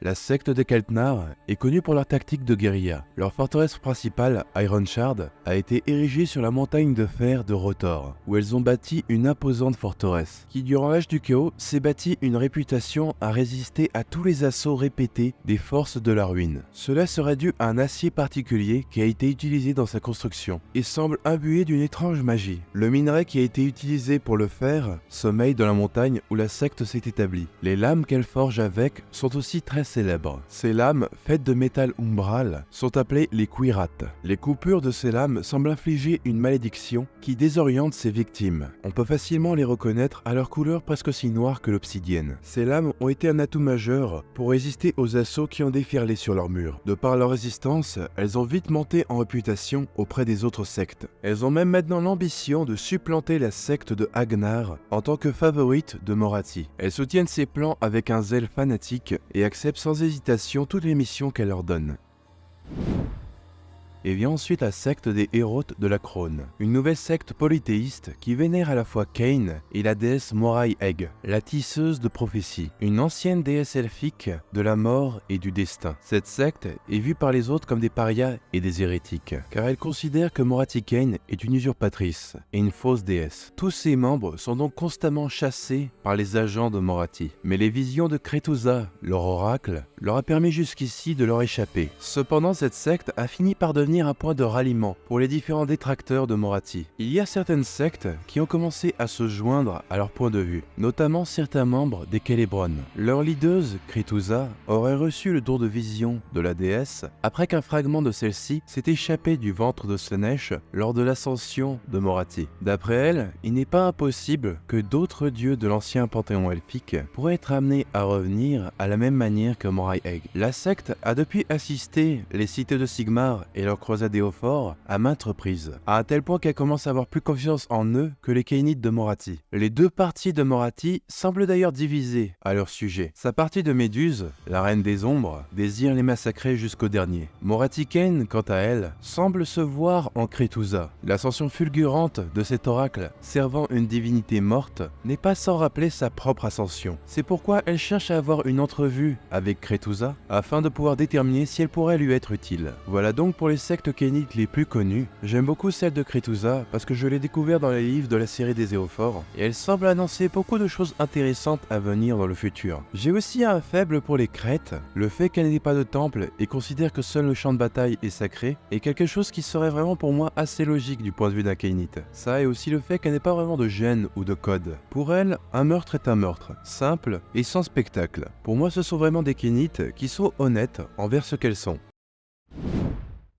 Les enclaves sont des nations isolées et cachées dans les fonds marins qui appartiennent aux Idonès abyssaux. Ces elfes sont capables de vivre dans les profondeurs grâce à un phénomène arcanique qu'ils ont appris à conjurer qui se nomme l'éther-mer, une sorte de courant spectral qui combine à la fois l'air et l'eau simultanément. Cet état permet aux Idonès de respirer dans les fonds marins tout en permettant aux créatures marines qui leur servent de bêtes de somme ou de guerre d'en faire de même dans leur cité et aussi sur la terre ferme lors de leurs raids où elles peuvent même nager dans l'air. Être à l'intérieur de l'éther-mer est décrit comme avoir l'impression de se souvenir de quelque chose, comme si on avait l'impression de se tenir dans un lieu depuis longtemps disparu. C'est une sorte de bassin de nostalgie collective rempli par les eaux d'un monde consumé, ce qui semble faire référence aux océans du monde qui fut et aussi peut-être à Matlan, le dieu des mers elfiques auquel les Idonès sont étroitement liés. Ce dieu a été vaincu par Slaanesh avant même la formation des royaumes, mais malgré cela, une sorte d'écho de lui est maintenu par la mémoire collective des Idonès sous la forme d'Eidolon. Une autre particularité de l'éther-mer est qu'elle n'est pas seulement conjurable par les mages, mais peut être aussi invoquée par le biais de rituels et de prières qui pourraient indiquer qu'une entité divine est liée à ce phénomène. Ceux qui peuvent manipuler l'éther-mer parmi les Idonès se nomment les Isharan. C'est l'une des 3 castes qui constituent leur société, qui réunit les mages et les prêtres dans plusieurs rôles importants dans les enclaves. Les 2 autres castes sont les Akhelians, qui sont des militaires, stratèges et dirigeants. La dernière est celle des Namarti, qui constituent la grande majorité de la population et sont socialement en dessous des 2 autres castes. Ils constituent la main-d'œuvre et le gros de l'infanterie des enclaves. Ils sont tous affligés par des malformations, comme l'absence d'yeux, dû au fait que leurs âmes ont été atrophiées à cause du temps qu'elles ont passé dans le ventre de Slaanesh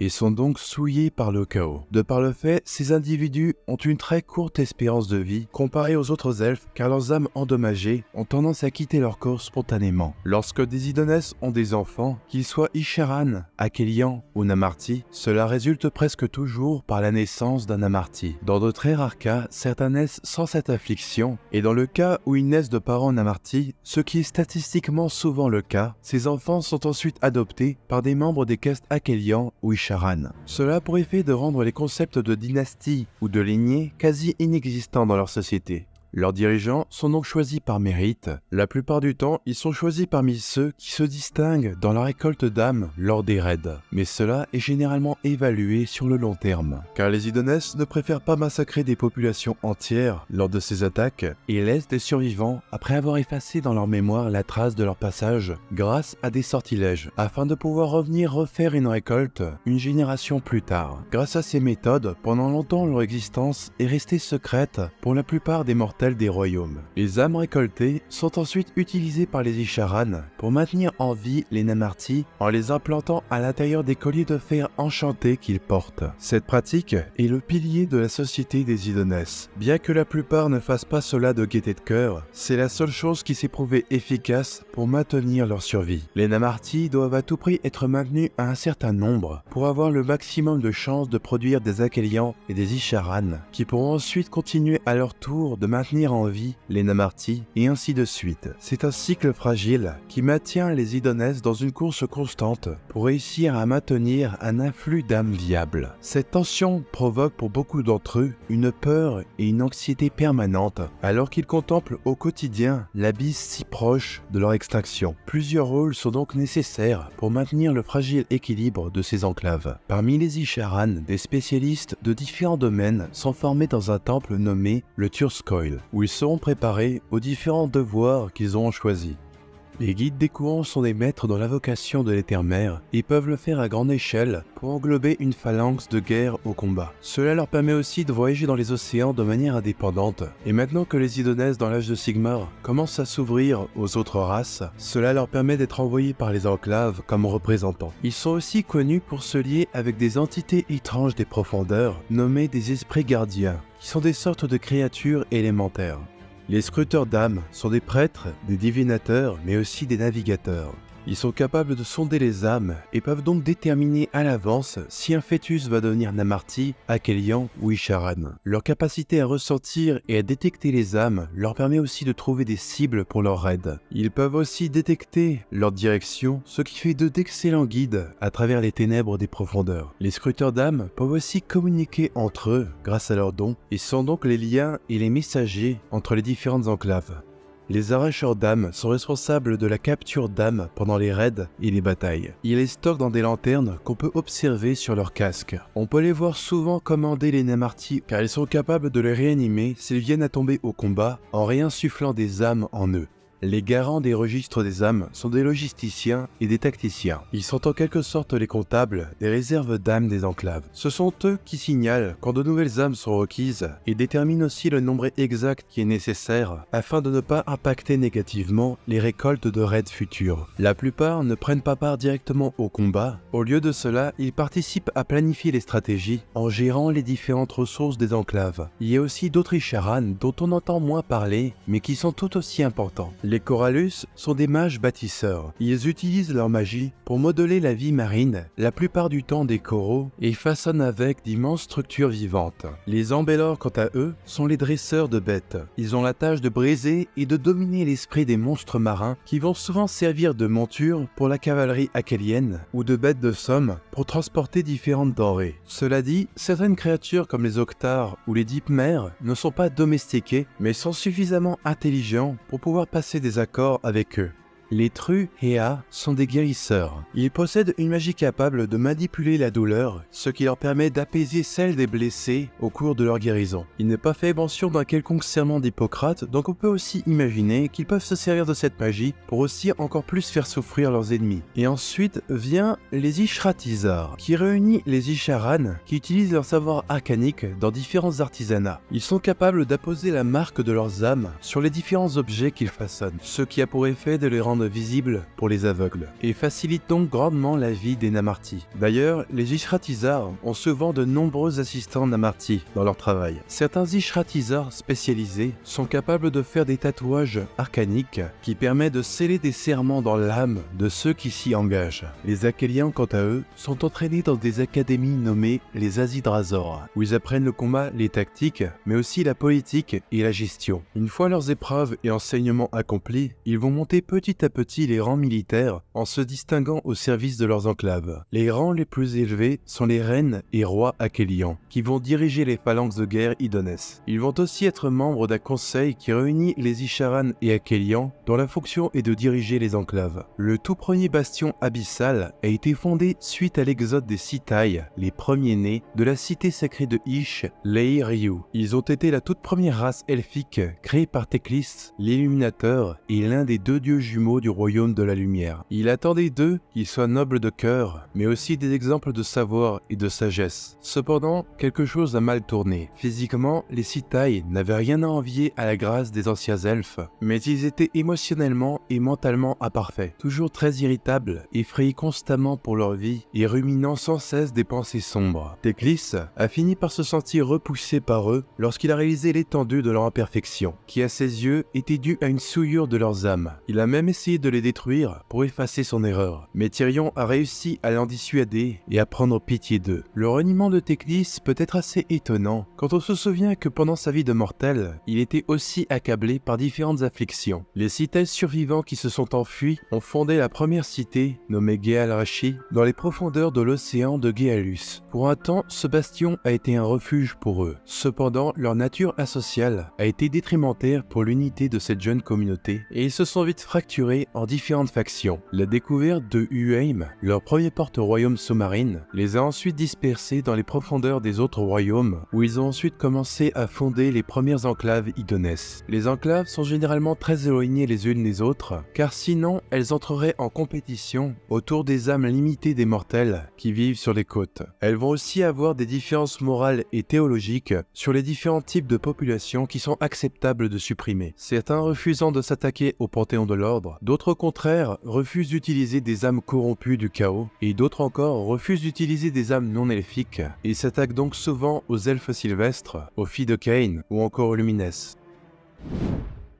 Morphan est une enclave située dans les profondeurs de la mer marécageuse et goudronneuse de la mer de Kaftar, à Shaish, le royaume de la mort. Ils sont réputés pour leur insularité et leur aura abyssale sombre. Leur nom signifie d'ailleurs un regard dans l'abîme ou un désespoir fatal, ce qui montre qu'ils ont eux-mêmes conscience de leur nature lugubre. La capitale de l'enclave se nomme Mordreshi. C'est une forteresse faite de coquilles noires, entourée d'eau huileuse, semblable à du pétrole. On peut voir cette substance suintée de leur et de leur armure lorsque les Morphan font surface, ce qui vient ajouter à leur apparence effrayante. Il y avait un temps une autre cité nommée Egmar qui appartenait à une enclave dérivée des Morphan, mais qui a été détruite par des Skaven suite à l'ouverture accidentelle d'un de leurs ronges trous. Au cours de la bataille, leur coriléum a été détruit. C'est une structure arcanique où les âmes récoltées sont stockées. La vaste quantité d'âmes libérées a attiré l'attention de Nagash et a dévoilé l'existence des Idoness à une grande partie des royaumes mortels. Depuis, le grand nécromancien a ordonné d'assécher la mer au-dessus de Mordreshi, dans le but de débusquer ceux qui lui dérobent ses âmes. Cet événement a obligé certaines enclaves à sortir de leur cachette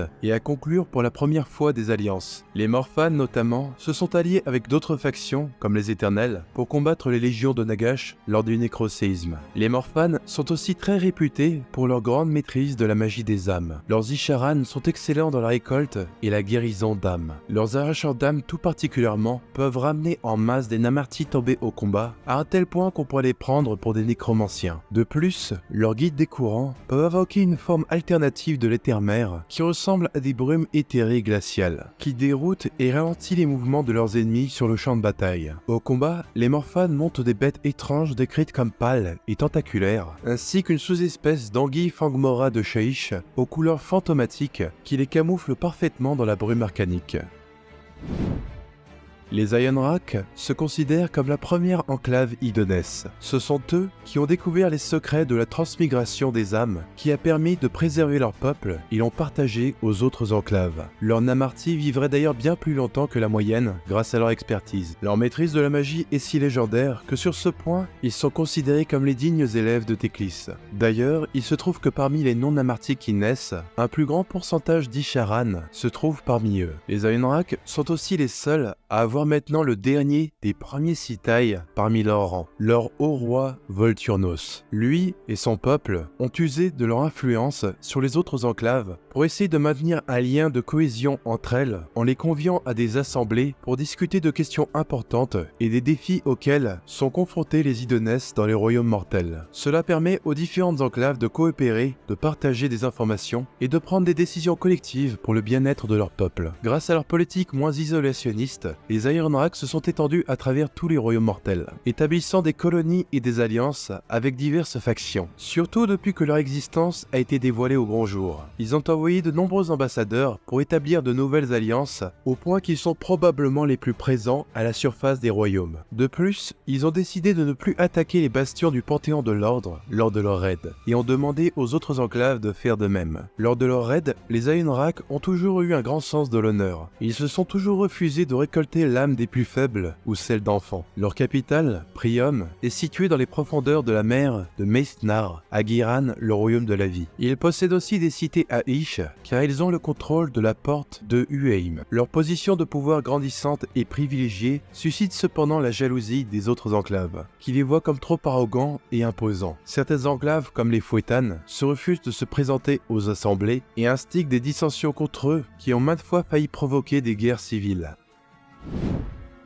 Les Fouetan sont sans conteste l'une des enclaves les plus excessivement violentes des Idoness. Leur soif de sang et leur besoin insatiable d'âme les poussent constamment à la guerre, même au détriment de leurs propres alliés. Leur réputation de belliqueux et de provocateurs rend les autres enclaves méfiantes à leur égard, nourrissant des rancœurs centenaires suite à de nombreuses transgressions passées. Les Fouetan se sont établis dans les eaux bouillonnantes du royaume d'Akshi. Leur cité principale, Mordgai, est le foyer de rassemblement de leur phalanx phalanxe rouge, toujours prête à partir en guerre à travers le Fouestrom, une porte au royaume entourée d'un tourbillon de rivières de lave en fusion sous-marine. Dans cette enclave, il n'y a pas de conseil car la domination des Akhelians sur les Isharan est absolue. Ces Akhelians aiment avoir pour monture des créatures aussi sanguinaires et instables qu'eux. Leurs Ambelor domptent même des créatures qui ne font pas de distinction entre amis et ennemis, même après avoir été dominés, et sont toujours en proie à des frénésies meurtrières. Parmi elles, on trouve des Fangmora à dos de diamant et des Alopex à rayures tigrées de la mer de Mordacius.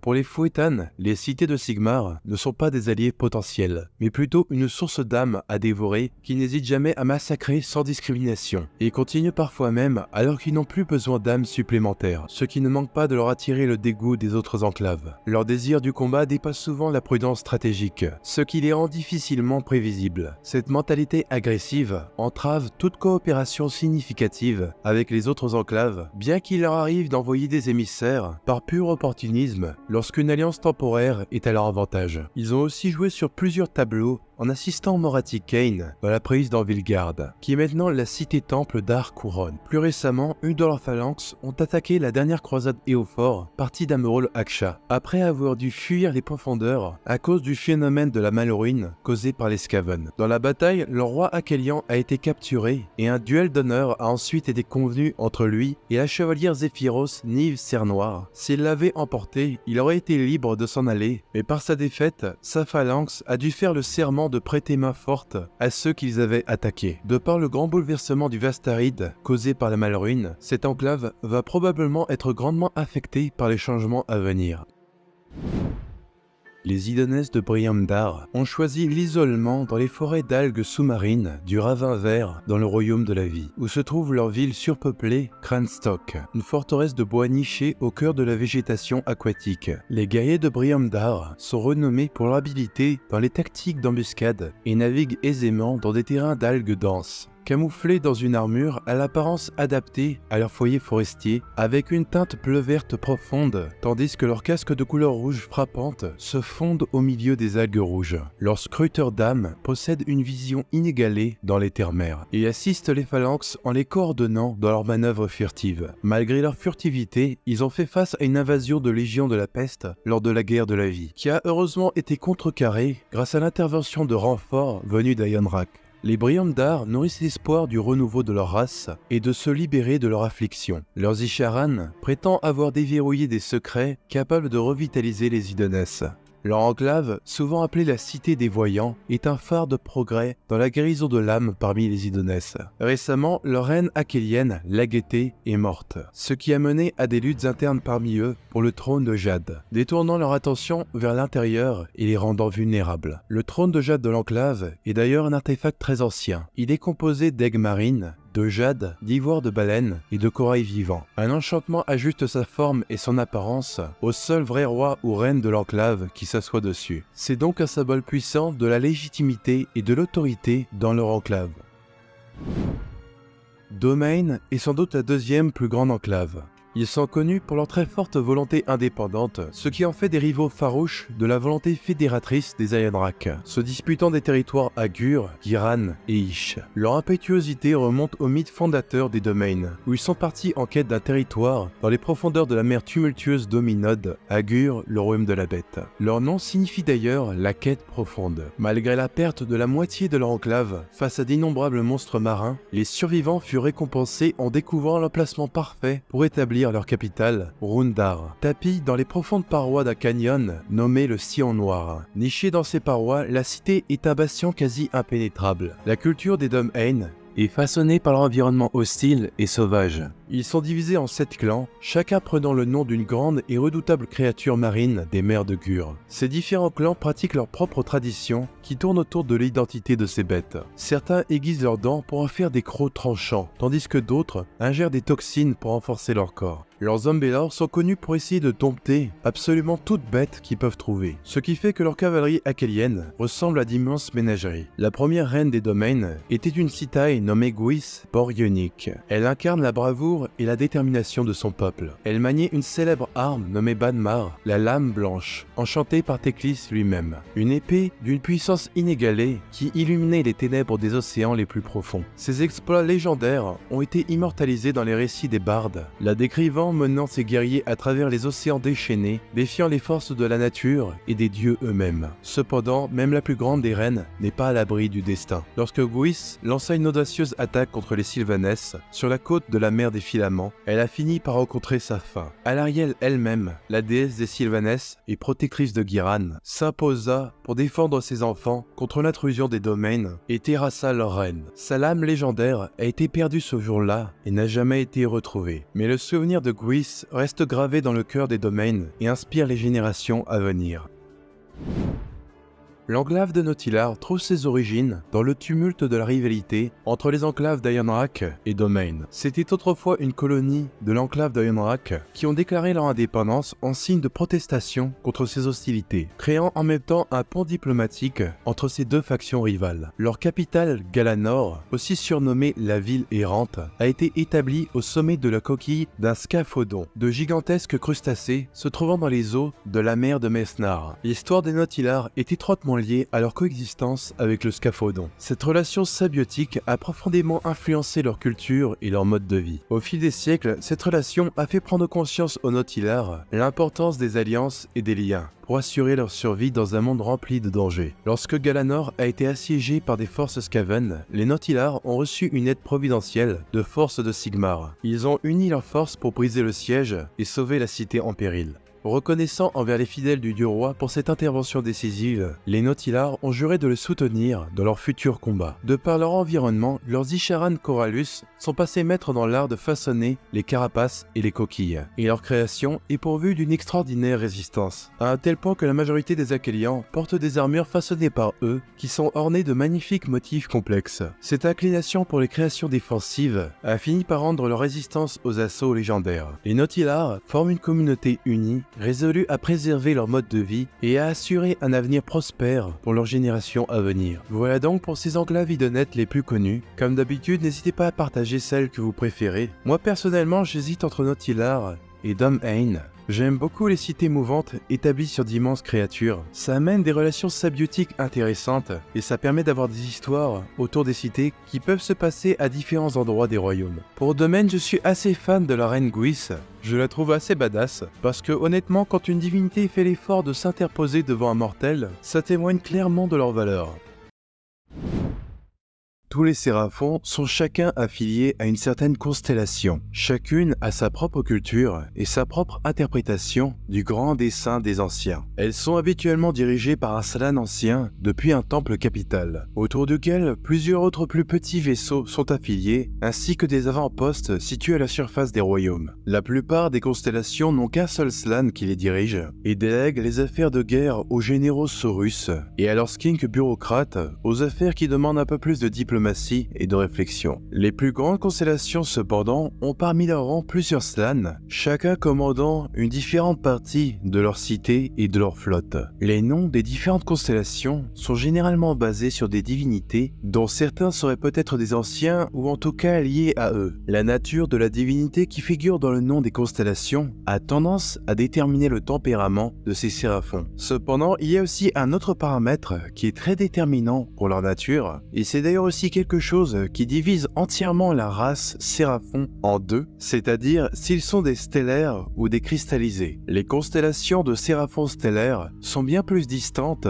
et réservées sur leur façon d'interagir avec les royaumes mortels, car ces séraphons ont passé un très long moment dans les cieux d'Azir et sont donc infusés de l'énergie céleste des royaumes. Bien souvent, leurs vaisseaux restent en orbite autour des autres royaumes dans le vide éthérique. Les plus grandes constellations stellaires, comme la queue de dragon Dracosion et les crocs de Sotek peuvent apparaître assez soudainement à peu près n'importe où dans les royaumes, et ensuite disparaître aussitôt. Bien souvent, on ne comprend pas immédiatement les motivations de leurs plans qui peuvent parfois prendre des siècles à pleinement se dévoiler après leurs actions. Pour les mortels, ce sont vraiment des aliens, des êtres extérieurs au royaume avec une façon de penser et un comportement qui leur est incompréhensible. Les cristallisés, quant à eux, vivent de manière plus animale et sont redevenus plus organiques en vivant dans les jungles des royaumes, qu'ils ont parfois créés eux-mêmes en les terraformant. Les plus grandes constellations cristallisées, comme la griffe de Coatl et les lézards de tonnerre, possèdent d'immenses territoires dans les royaumes et vont généralement beaucoup plus interagir avec les autres mortels, qui les voient comme des voisins quelque peu étranges, mais bien plus préférables à la mort, la destruction et le chaos. Mais le but des séraphons, qu'ils soient stellaires ou cristallisés, est le même, et c'est même la raison de leur création et de leur existence,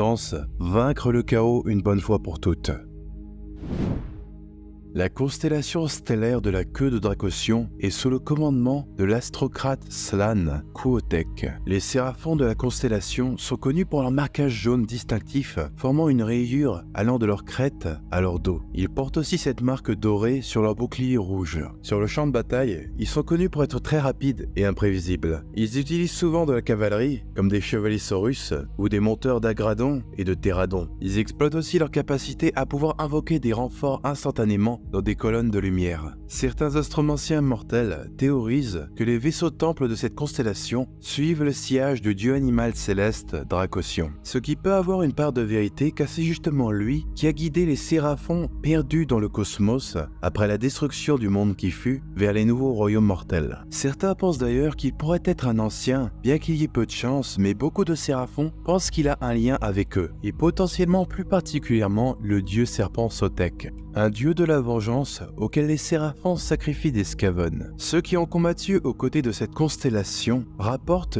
que les cieux brillent de milliers de points lumineux et ce même en plein jour. Parfois, une forme sinueuse et quelque peu serpentine peut être aperçue, provoquant des ondulations cosmiques à chacun de ces mouvements, ce qui pourrait laisser penser que ces séraphons et Dracosion pourraient directement agir ensemble dans la lutte contre le chaos. Certains pensent même que les séraphons de cette constellation sont des manifestations de la volonté de Dracosion lui-même, comme les Slan l'auraient fait avec d'autres séraphons. Il y a très peu d'informations qui viendraient confirmer ces dires, mais le fait est que les corps célestes brillent plus intensément au-dessus d'eux, presque comme un signe d'approbation divine.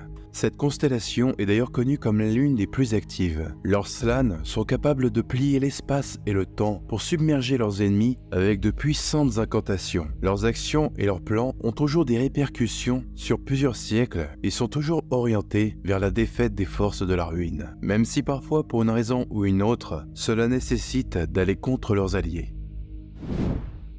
Une autre constellation stellaire majeure est celle des crocs de Sotek, dirigée par le Slan Zektoka. Leurs membres sont facilement reconnaissables à leurs écailles bleues ornées de bandes rouges. Ils ont beaucoup combattu aux côtés des Éternels de l'Orage et des cités de Sigmar depuis la guerre des Portes. Sous la direction de Zektoka, ces Skink ambassadeurs ont établi des enclaves dans les cités de Sigmar, ce qui est assez inédit pour les stellaires qui ont tendance à rester plus en retrait. Dans ces enclaves, ils ont offert leurs services aux mortels en tant que scribes, artisans et voyants, et ce afin de faciliter leur intégration parmi les mortels en imitant certains comportements humains. Cependant, secrètement, les plans du Slan Zektoka ont un but bien plus sombre et insidieux, car ils cherchent à organiser une coalition unifiée des forces de l'ordre, mais entièrement sous le contrôle des séraphons. Ces skinks les plus rusés éliminent discrètement les menaces à ces plans d'unification, que ce soit des cultistes du chaos ou d'autres mortels gênants, et blâment bien souvent ces meurtres sur les filles de Cain,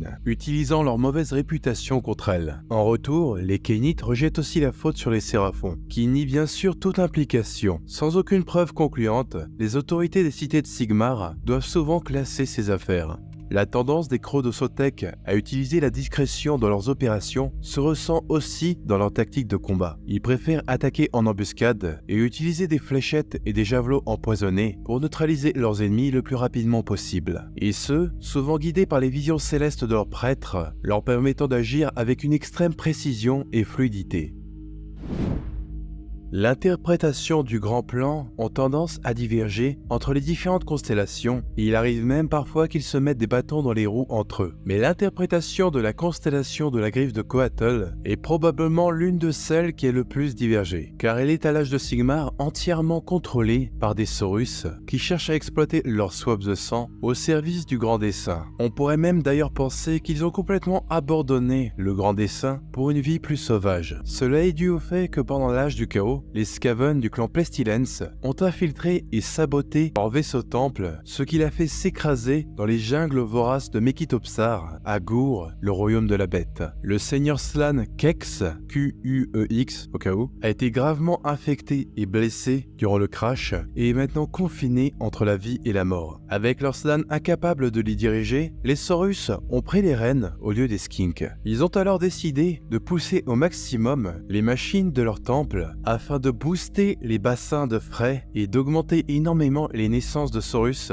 afin de grossir grandement leurs armées. Ces Saurus sont d'ailleurs connus pour être extrêmement sauvages et agressifs, comme animés par une fureur inextinguible. Les guerriers de la griffe de Coatl dirigent des campagnes de conquête et d'expansion brutale et étendent de plus en plus leur territoire autour de Mekitopsar et terraforment toute la région au fur et à mesure en jungle grâce aux machines de leur vaisseau temple. Malgré leur sauvagerie, le seigneur Croak tente de guider ses serviteurs égarés et de les canaliser pour servir le grand dessein. Certains Slann, cependant, pensent qu'ils sont tous amenés à disparaître et que l'état des séraphons de Mekitopsar est ce qui attend tous les séraphons dans le futur. Certains ont donc commencé à poser des cités-temples au milieu des territoires du chaos pour qu'à l'avenir des Saurus reproduisent ces hordes bestiales qui continueront tout de même à combattre l'influence du chaos après leur départ. La constellation du Lézard Tonnerre est connue pour élever de colossales bêtes de guerre. Cette constellation cristallisée a été établie initialement avec l'aide des Sylvanes.